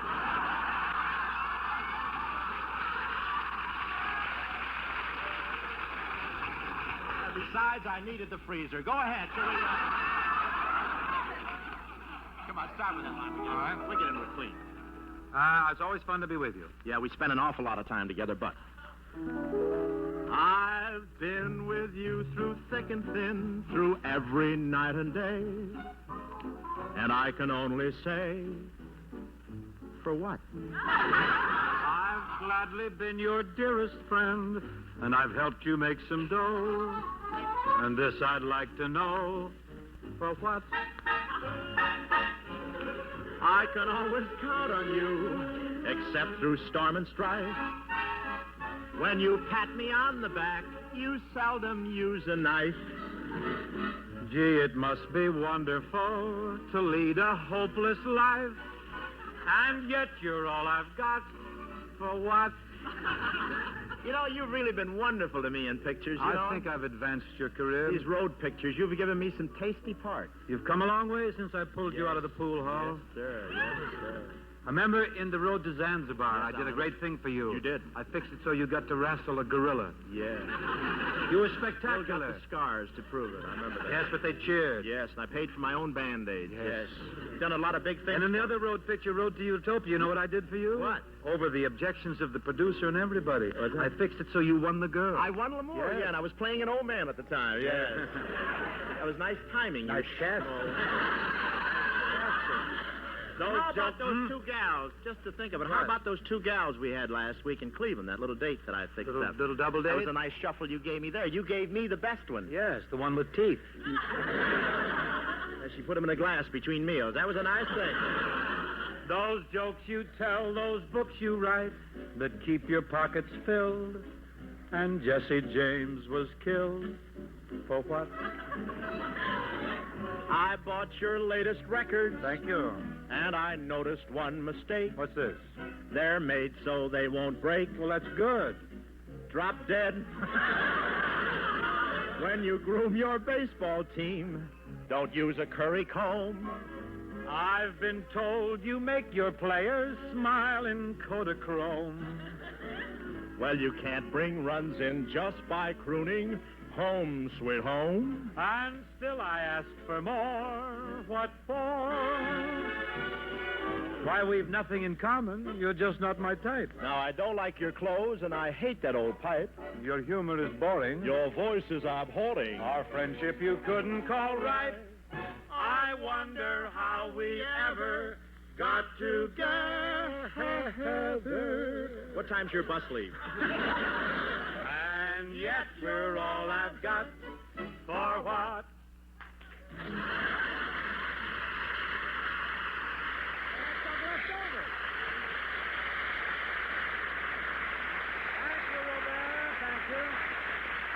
Now, I'll bet you dollars to donuts we're going to get a word from the Philco man. Bing, I'd just like to make one final point. This is the 17th consecutive year that Philco has been the undisputed leader of the radio industry, and obviously there's a reason. You can sum it up in a word: quality. I mean the finer quality Philco builds into every set. The extra money Philco spends on exclusive new radio developments for your listening pleasure. New inventions like the famous 1201. New improvements like Philco's patented dynamic reproducer, the sensation of the year in recorded music. In back of all of them, as in back of the smallest Philco table model, are the resources of the world's largest radio manufacturer. And that's why you can hear the difference the minute you dial a Philco. Remember that when you buy your new radio or radio phonograph. And look at the leader first. Look at a Philco, famous for quality the world over.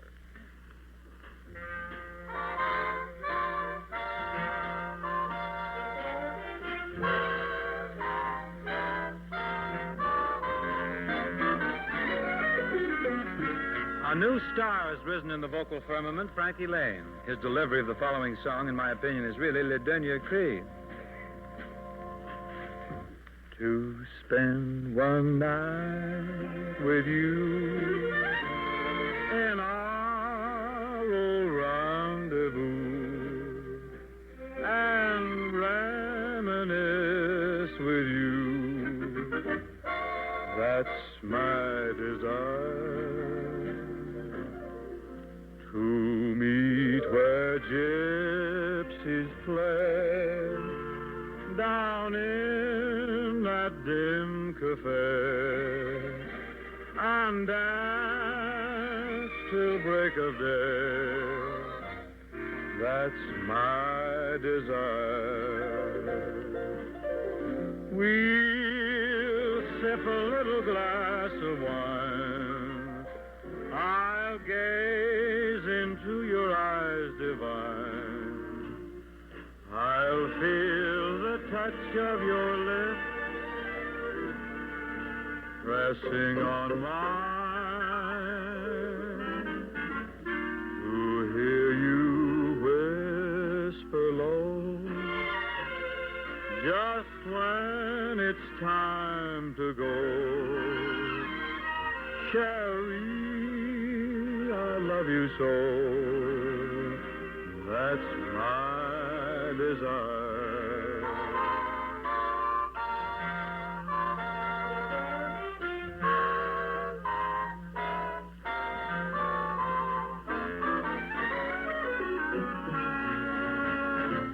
To hear you whisper low just when it's time to go. Sherry, I love you so. That's my desire.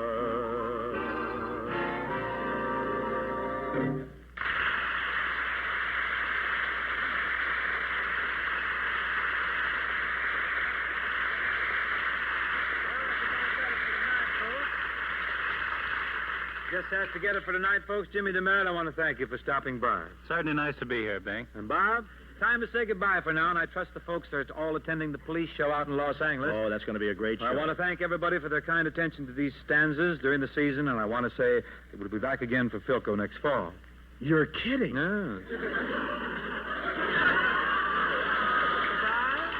Good. Got him fooled.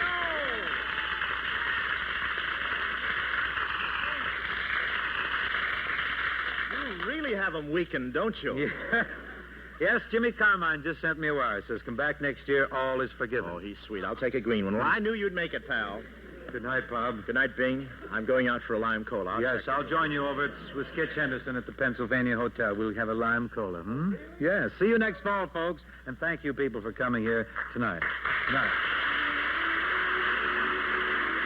This program is produced and transcribed in New York City by Bill Morrow and Murdo McKenzie. And now this is Glenn Riggs saying so long till September for Bing Crosby and Philco Radio Time. And remember, for tops in radio listening all the time, get a Philco, famous for quality the world over.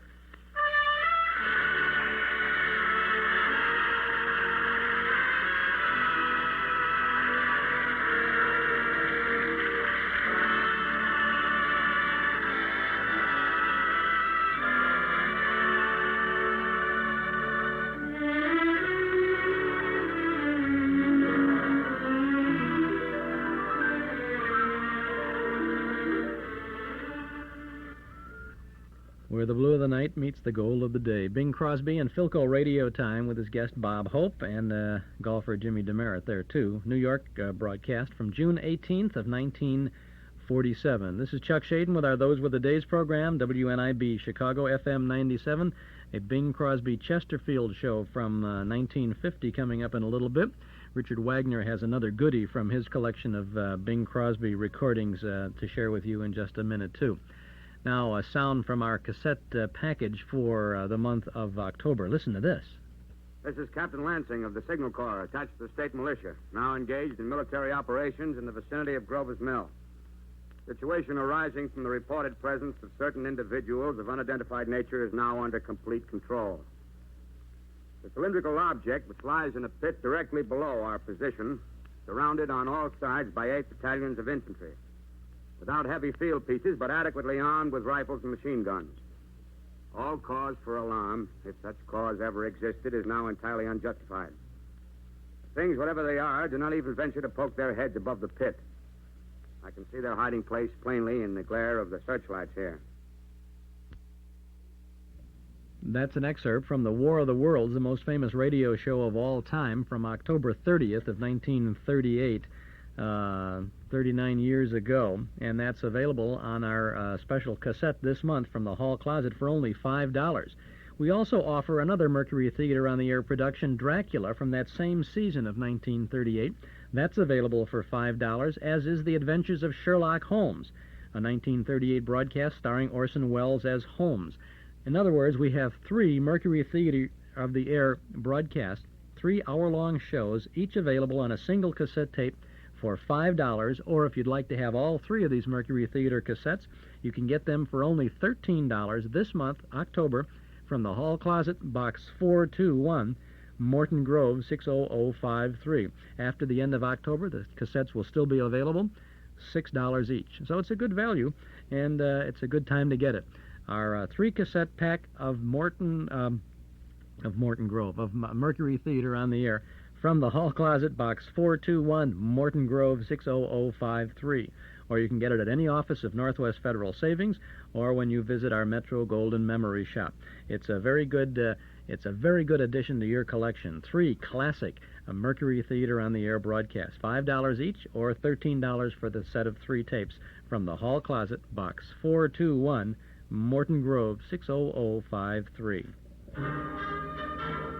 Eden's Plaza Shopping Center, where Eden's Expressway, Skokie Boulevard, and Lake Avenue meet at Wilmette. Eden's Plaza Shopping Center, where convenience is important, and so are you. Eden's Plaza Shopping Center, easy to reach, easy to park, easy to shop. Shop and save 7 days a week at Eden's Plaza Shopping Center in Wilmette.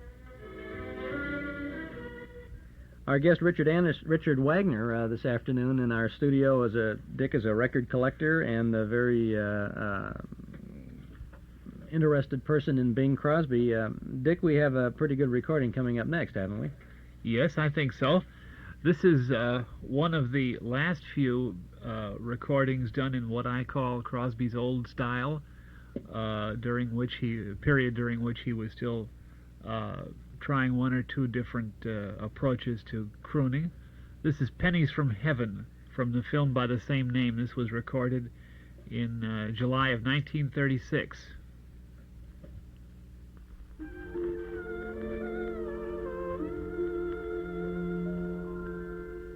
A long time ago, a million years BC, the best things in life were absolutely free. But no one appreciated the sky that was always blue, and no one congratulated a moon that was always new. So it was planned that they would vanish now and then, and you must pay before you get them back again. That's what storms were made for, and you shouldn't be afraid, for every time it rains, pennies from heaven.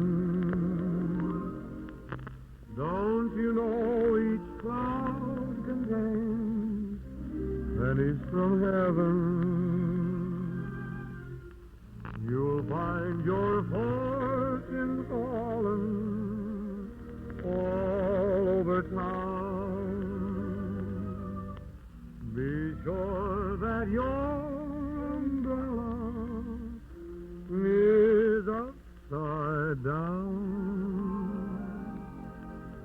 Trade them for a package of sunshine and flowers. If you want the things you love, you must have showers. So when you hear it thunder, don't run under a tree. There'll be pennies from heaven for you and me.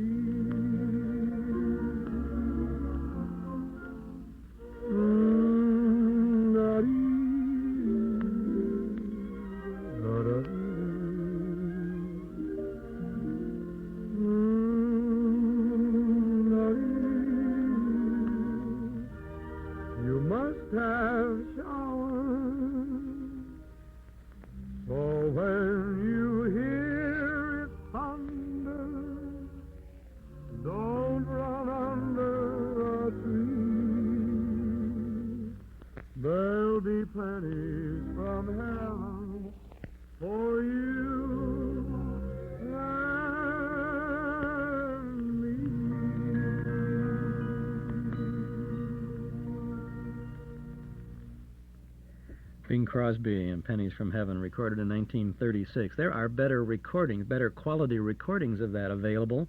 You can pick up one on an LP record someplace and sound much better quality than that, but this is from the original 78 RPM disc from Richard Wagner's collection, and as such, it's a rare recording, and it's really got to be something special. I appreciate the value of collecting, as we have collected all of our radio shows, and so I know what it takes to try to put these things together, and Richard Wagner has done a fantastic job of assembling almost the complete Crosby collection up to the middle 1930s, when which is Richard Wagner's area of interest. This is Chuck Shaden. Those were the day's program, WNIB Chicago, FM 97, the Bing Crosby Chesterfield show coming up in just a little minute. I want to remind you, if you'd like to subscribe to our Nostalgia newsletter and radio guide, we have about 34 minutes left on the air this afternoon. You can call us here at 545-2260. A year's subscription, 10 issues, is just $7.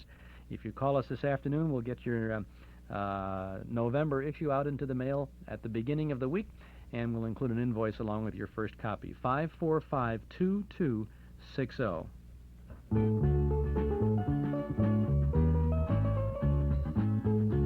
Is your bank open when you're busy and closed when you're not?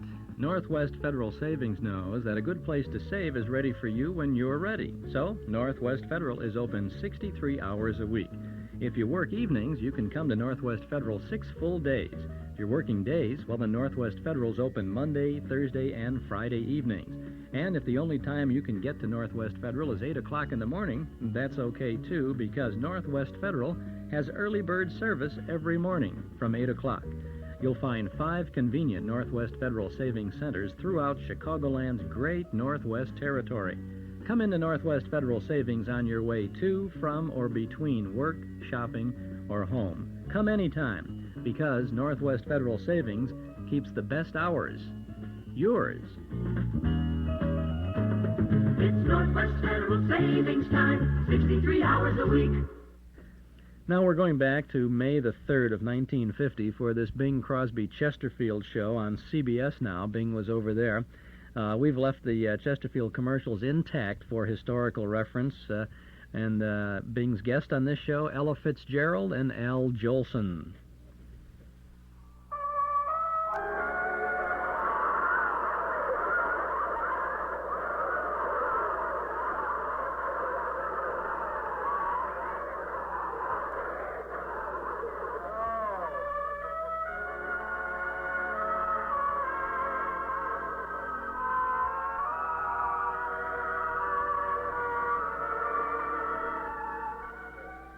To get that trumpet player off the blended stuff and onto the straight, I think.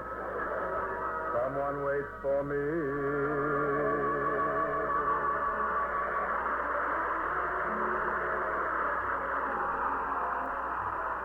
There's the Ken Carpenter welcoming you to the Bing Crosby Show, presented by Chesterfield, produced and transcribed in New York City.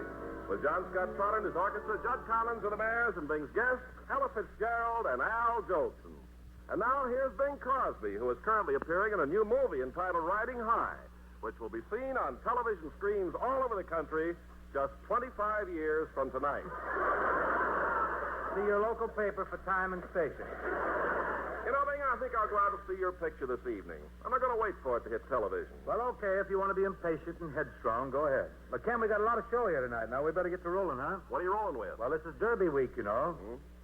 May 3rd, so I think we ought to start with The Horse Told Me from Riding High. You know that picture you can either see now or 25 years from now. John, let's go, boy. Gather up books and take your places. We've got some advice on how to play the races. Oh, the owner told Clarence the clocker told Jockey McGee. The jockey, of course, passed it on to the horse, and the horse told me. Now there's a sleeper, they say, in the 4th race today. A little filly called Buffalo Rose. Are you listening? She comes on with a burst, and she'll win if she's first. But I swear she'll be 3rd if she shows. Oh, the owner told Clarence the clocker told Jockey McGee. The jockey, of course, passed it on to the horse, and the horse told me. Now, tomorrow, I'll bet just for kicks. That I'll get. What's gold? It's just old yellow lead. I can lose with a grin. If the horse don't come in, I'll just blow one more hole in me head. Oh, the owner told Clarence the clocker told Jockey McGee. The jockey, of course, passed it on to the horse, and the horse told me. It is the same old story at any old track. whether Saratoga, Rockingham Pack, Kingston Field, Hialeah, Delmar Park, Arlington Park, Hollywood Park. don't forget Del Mar. The horse told me.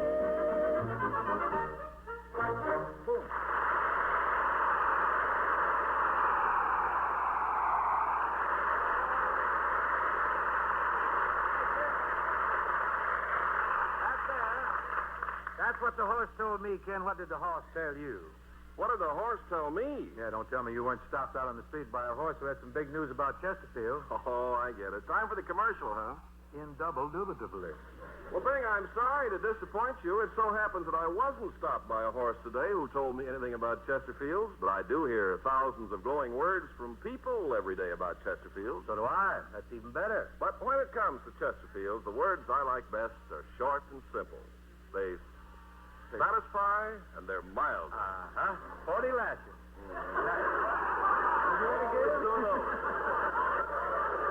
You go stand in the corner and say I'm a bad boy. I'm a bad boy. I'll do the speech over. But when it comes to Chesterfields, the words I like best are short and simple. They're milder and they satisfy. That's a very nice thought, Ken. Nice going. Well, thanks, but I can't take credit for it. That's what Bill Lundigan said the other day about Chesterfield. Bill Lundigan? Mm-hmm. I saw his latest picture last week, the 20th Century Fox. Mother didn't tell me. That boy's all right. Oh, I'll say he is, Bing, and so are Chesterfields. Why, every day, thousands of smokers are proving for themselves that Chesterfields are milder. That's a fact, Ken. And, folks, you can prove it for yourself. Here's all you have to do. You get yourself a pack of Chesterfields, open them up, and smell that aroma. Much milder than the others. Then smoke that pack, and you'll know for sure that Chesterfield is the milder cigarette. Now, if you'll make this little test, I'm sure you'll always buy Chesterfield. Chesterfield satisfy women and men. Chesterfield's over and over again. Milder, much milder, all smokers agree. Always buy Chesterfield's ABC.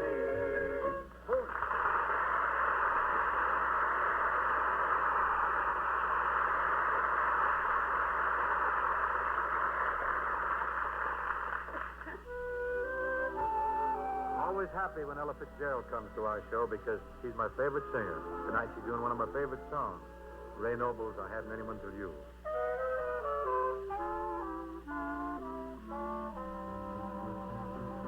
I hadn't anyone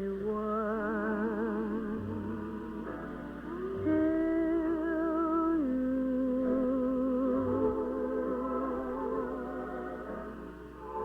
I was a lonely one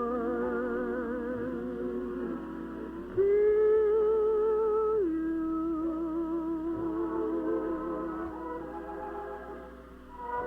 I used to lie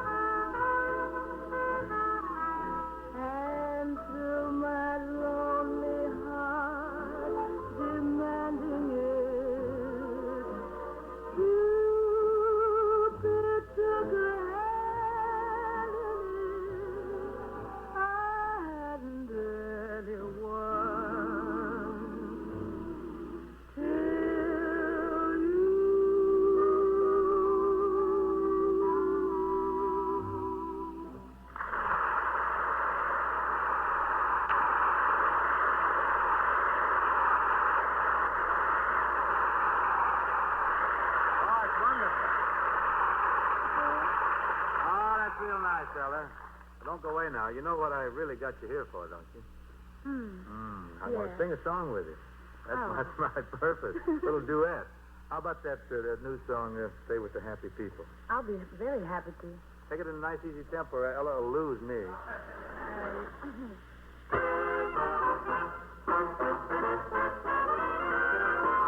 When old Mr. Grouch sat on his gloomy couch and told us that the end of the world was near. My happy heart rose with a start, hollering, let's get out of here. We gotta stay with the happy people. Have your fun, live in the land of joy. With the happy people, face the sun, life is a Christmas toy. Down through the countless ages, tears have been contagious, and take it from me that misery is just looking around for company. So stay with the happy people. We gotta stay happy. Don't wrinkle your brow, it's strictly out of style. Just stay with the people who love to wear a smile. We gotta stay with the happy people. Have your fun, live in the land of joy. We gotta stay with the happy people. Face the sun, life is a Christmas toy. Down through the countless ages, tears have been contagious. And take it from me, that misery is looking all around for company. So stay with happy people. With happy people. Don't wrinkle your brow. It's strictly out of style. Just stay with people who love to wear a smile.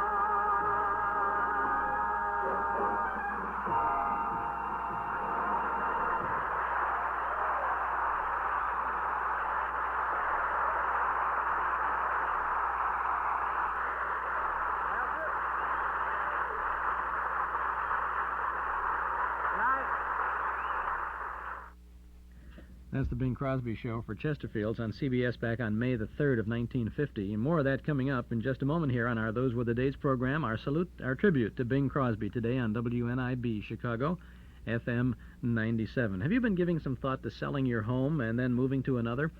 Ever wonder what your present home is worth? Why don't you call Frank Lamphere at Antique Realty, 5852 West Diversey. He's a certified appraiser and a licensed real estate broker. He'll be happy to give you a good idea of the current market value of your home.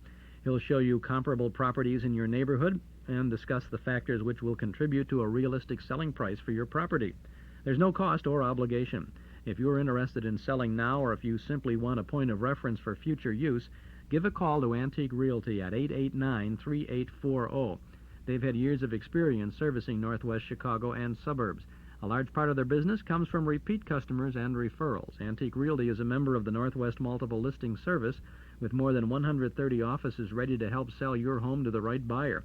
It's a seller's market, and if you're thinking of selling, now's the time to go to market. Call or visit Antique Realty with a red and white striped canopy out front, lots of antique furnishings inside. 5852 West Diversey Avenue, just east of Austin.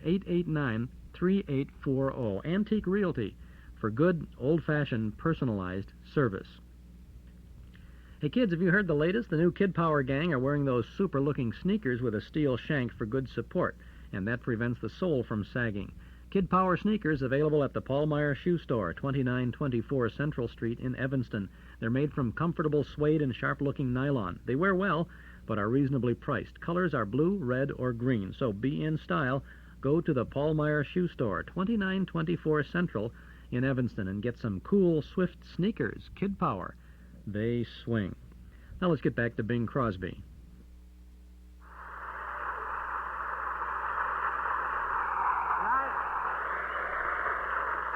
Tonight, here we are at CBS Playhouse number 2, within a stone's throw of Broadway. So it seems entirely fitting that we should have as our next guest a man who is symbolic of the main stem. Here now is the world's greatest entertainer from the world's greatest street, Mr. Al Jost.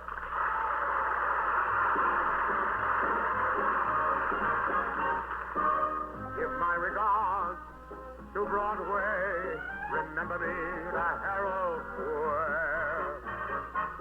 Tell all the gang at 42nd Street that I will soon be there. Whisper of how I'm yearning to mingle with the old-time throng. Give my regards to old Broadway and say that I'll be there ere long.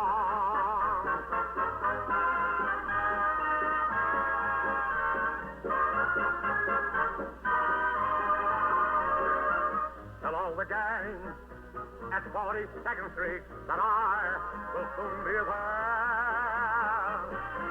Whisper of how I'm yearning to mingle with the old-time throng.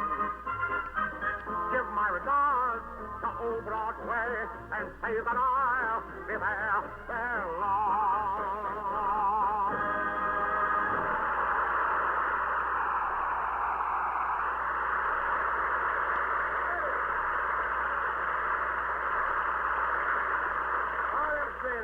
Great. It's sure wonderful to have you on the program. Well, thanks, Bing, but you know, I was a little worried about being your guest tonight. Why? Well, I was afraid your kids might get mad at me, you know. Practically giving up singing, Al. They're working out with the Pittsburgh Pirates. Oh, I see. Al, you're looking great. Solid. Yeah? Yes, you're bubbling tonight. You're full Well, of I what should it be, is. Bing. I really should be. You know, this is a real thrill for me being back on Broadway. Broadway, this is my street, you know. Well, with the exception of the Paramount building, Hope owns that, you know. Well, I'm so happy tonight, that doesn't even bother me. Bothers me. Well, Bing, let me tell you something, son. I'm really so thrilled tonight. Do you know that 18 members of the original Al Jolson fan club, 18 of the original Al Jolson fan club, are listening in tonight at Morristown, New Jersey? The original fan club is listening in over in Morristown, huh? Why don't you have them come out here and see the broadcast? Why don't you have them come over here and see the broadcast? Bing, the trip would kill them. I don't want you to think I'm getting personal, Al, but I'm really amazed at the addition there. The little, What addition? The little fuzz on the upper lip. What's that? It's a mustache. I grew it on the train coming east, you know. Well, that's cheaper than playing cards. Well, I can get hurt with, you know. Oh, yeah, strangers naturally, who don't yeah. grab you. You know, Al, I'm going over to France before long. I could use a mustache myself. I think I may grow one.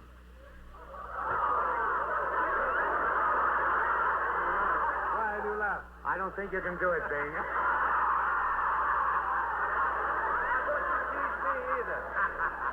I got to get a gag in here Don't somewhere. you tease me. I develop complexes easily. But, Bing, I want to tell you, you're certainly a lucky man who's going to Paris this summer. Isn't that nice? You're in for a thrill of your life, especially when you get there. You don't think it's too late, huh?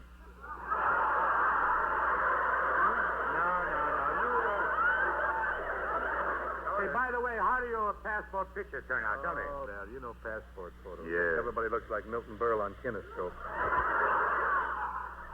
Could be worse, you know. How? They could look like Milton Berle. Oh, not that. I really think Milton's cute, though. Yeah, he's cute. He's cute when he grabs the back of his coat and stays and waves at his mother and... Yeah. Mom waves back at him. Well, listen, what are we doing standing here giving publicity to that other medium, television? You know, radio's worried about television, and the movies are worried about television. Not as much as television worried about television. I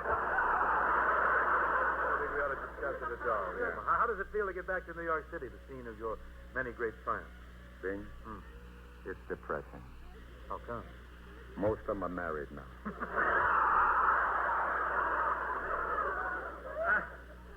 But now, tell us about New York in the good old days. That's what I want to hear. Well, sir, when I first came here, you know, in New York many years ago, I used to sing in saloons. I used to sing my heart out in those places and go home in the evening with 2 nickels and a dime.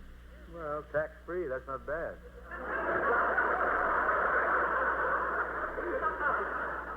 And then came a big break.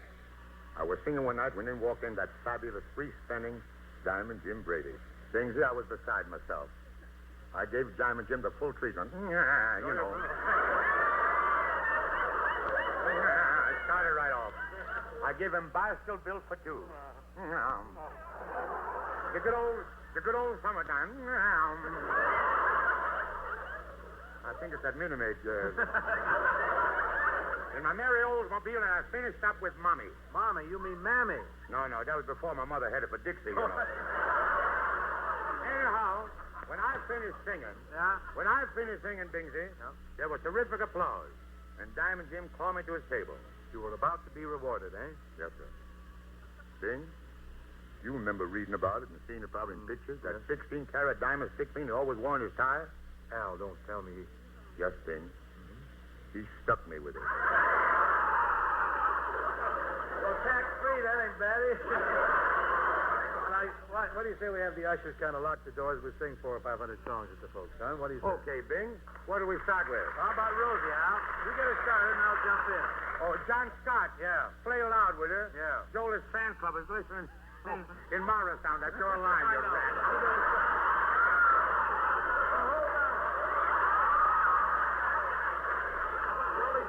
Listening in Morristown, New Jersey. Yeah. Play loud. That's what I said. You can have that kind of a line.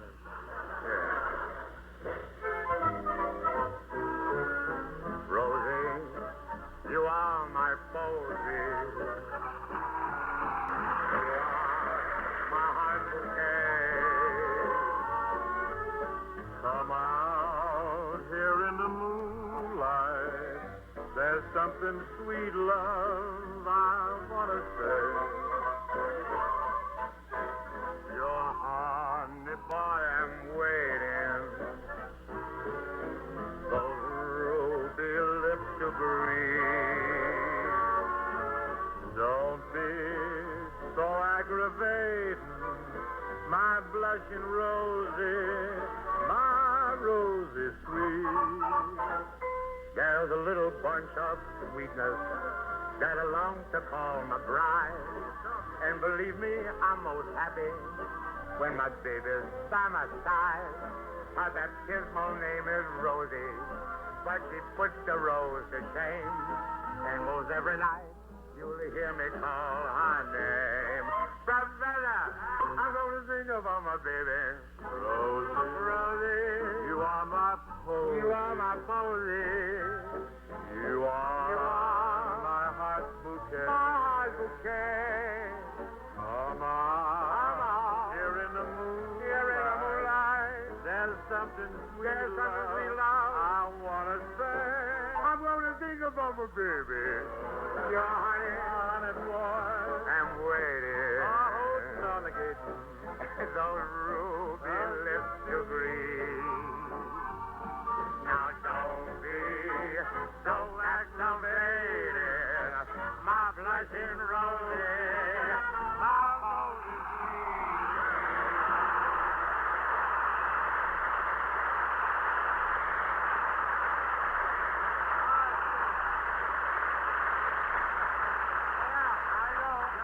There you are. Look out for that incision. You're really hot tonight, Al. Say, Bing, how about doing another old one? Okay, I wish we had Buddy DeSilva here to play the uke, huh? Avalon, you mean, huh? Yeah, Avalon. Oh, well, let's do it. Okay, take it.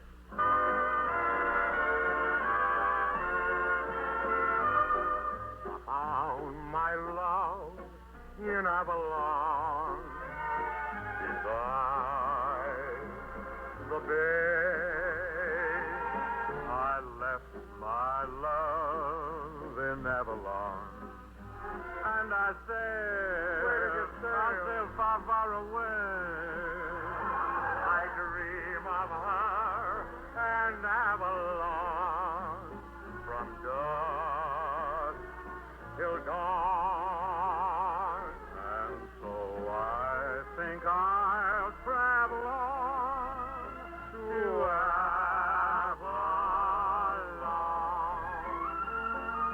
I found my love in Avalon. Oh, yeah. Down beside that beautiful bay. And I left my love in Avalon. And I sailed away. I dream of her and Avalon from dusk till dawn. And so I think I'll travel on to Avalon.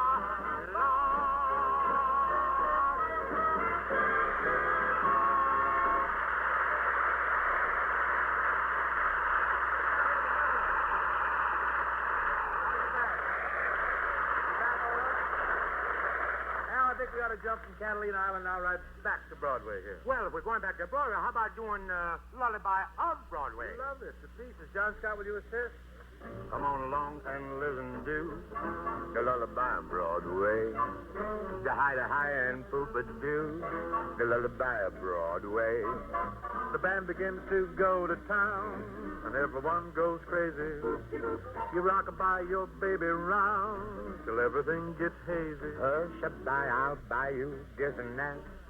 You hear a daddy saying, and baby goes home to her flat. Just sleep all day. Oh, good night. Good night, baby. Good night. Milkman's on his way. Sleep tight, baby. Sleep tight. Let's call it a day. Ba-da-dee-dum. Come on along and listen to the Lullaby of Broadway. The hip hooray and ballyhoo, the Lullaby of Broadway. The rumble of the subway train, the rattle of the taxis, and those daffodils who entertain at Angelo's and Maxie. When a Broadway baby says good night, it's early in the morning. Manhattan babies don't sleep tight until the dawn. Good night, baby. Good night. Milkman's on his way. Sleep tight, baby. Sleep tight. Let's call it a day. Listen to the lullaby.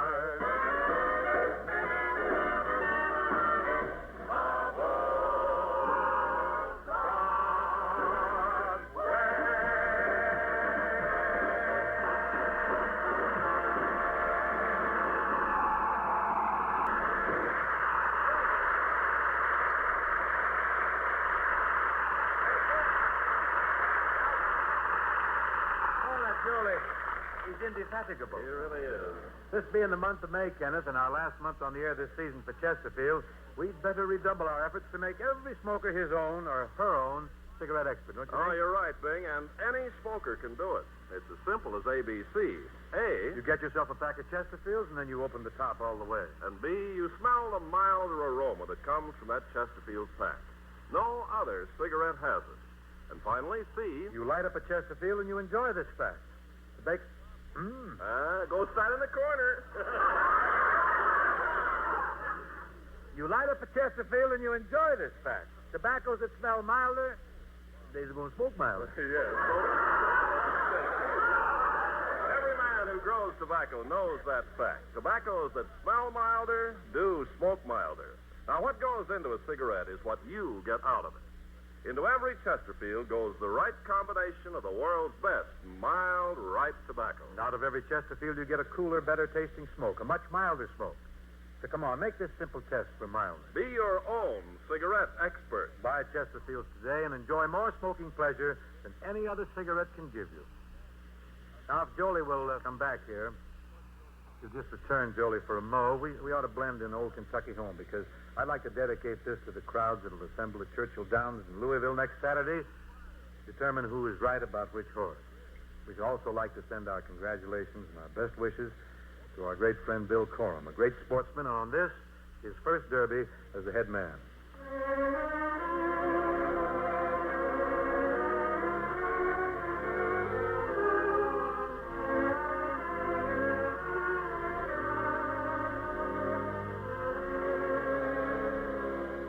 The sun shines bright in the old Kentucky home.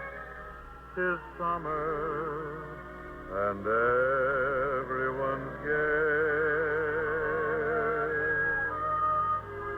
The corn tops bright and the meadows in the bloom, while the birds make music all the day. The young folks roll on the little floor. Oh, Mary, all happy and bright. By and by, high time comes a knocking at the door. In my old Kentucky home. Good night. Weep no more, my lady. Oh, weep no more today. We will sing one song for the old Kentucky home. For the old Kentucky home. Far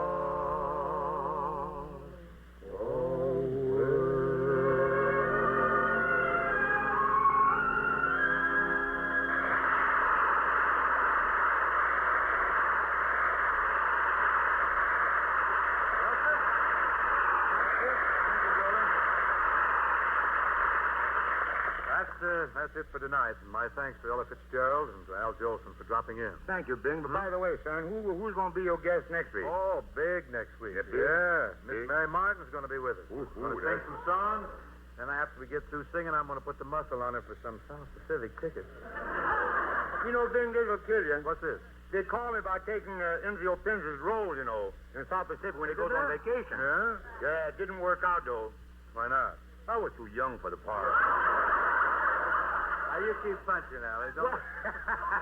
At least during the audition, I got to kiss Mary Martin, you know. Well, tax-free, that ain't bad, either. Where you going, Al? You going over to Jersey to your fan club? Are you kidding? No. The trip would kill me.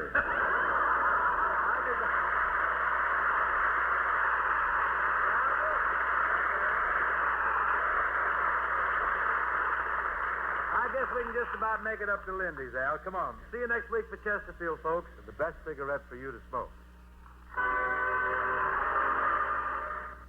That's the Bing Crosby Chesterfield Show from May the 3rd of 1950 on CBS. And that's our tribute to Bing Crosby this afternoon. I want to thank Richard Wagner, our guest in the studio this afternoon, for bringing us so many of the fine recordings, the commercial recordings that Bing Crosby made. Bing will not be forgotten, certainly not on any of our programs, certainly not by any of us who ever spent a moment, an hour, a day, a lifetime being entertained by one of the world's greatest entertainers, Bing Crosby. Now the old clock up on the studio wall says it's time to go, but we'll be back again next Saturday afternoon from 1 to 5 with more nostalgic sounds. Next Saturday, our annual Halloween show. Our thanks to Mort Paradise, Dennis Bubaz, Joel Bogart, and Gary Schroeder for their help behind the scenes. To our sponsors, Northwest Federal Savings, Nelson Hirschberg Ford, and Eden's Plaza Shopping Center for making this weekly get-together possible. And to you out there in Radio Land for making it worthwhile. This is Chuck Shaden speaking. Have a nice weekend. Maybe we'll see you tonight in the Memory Club for our movie 50 Million Frenchmen from 1931, starring Olson and Johnson. Thanks for listening.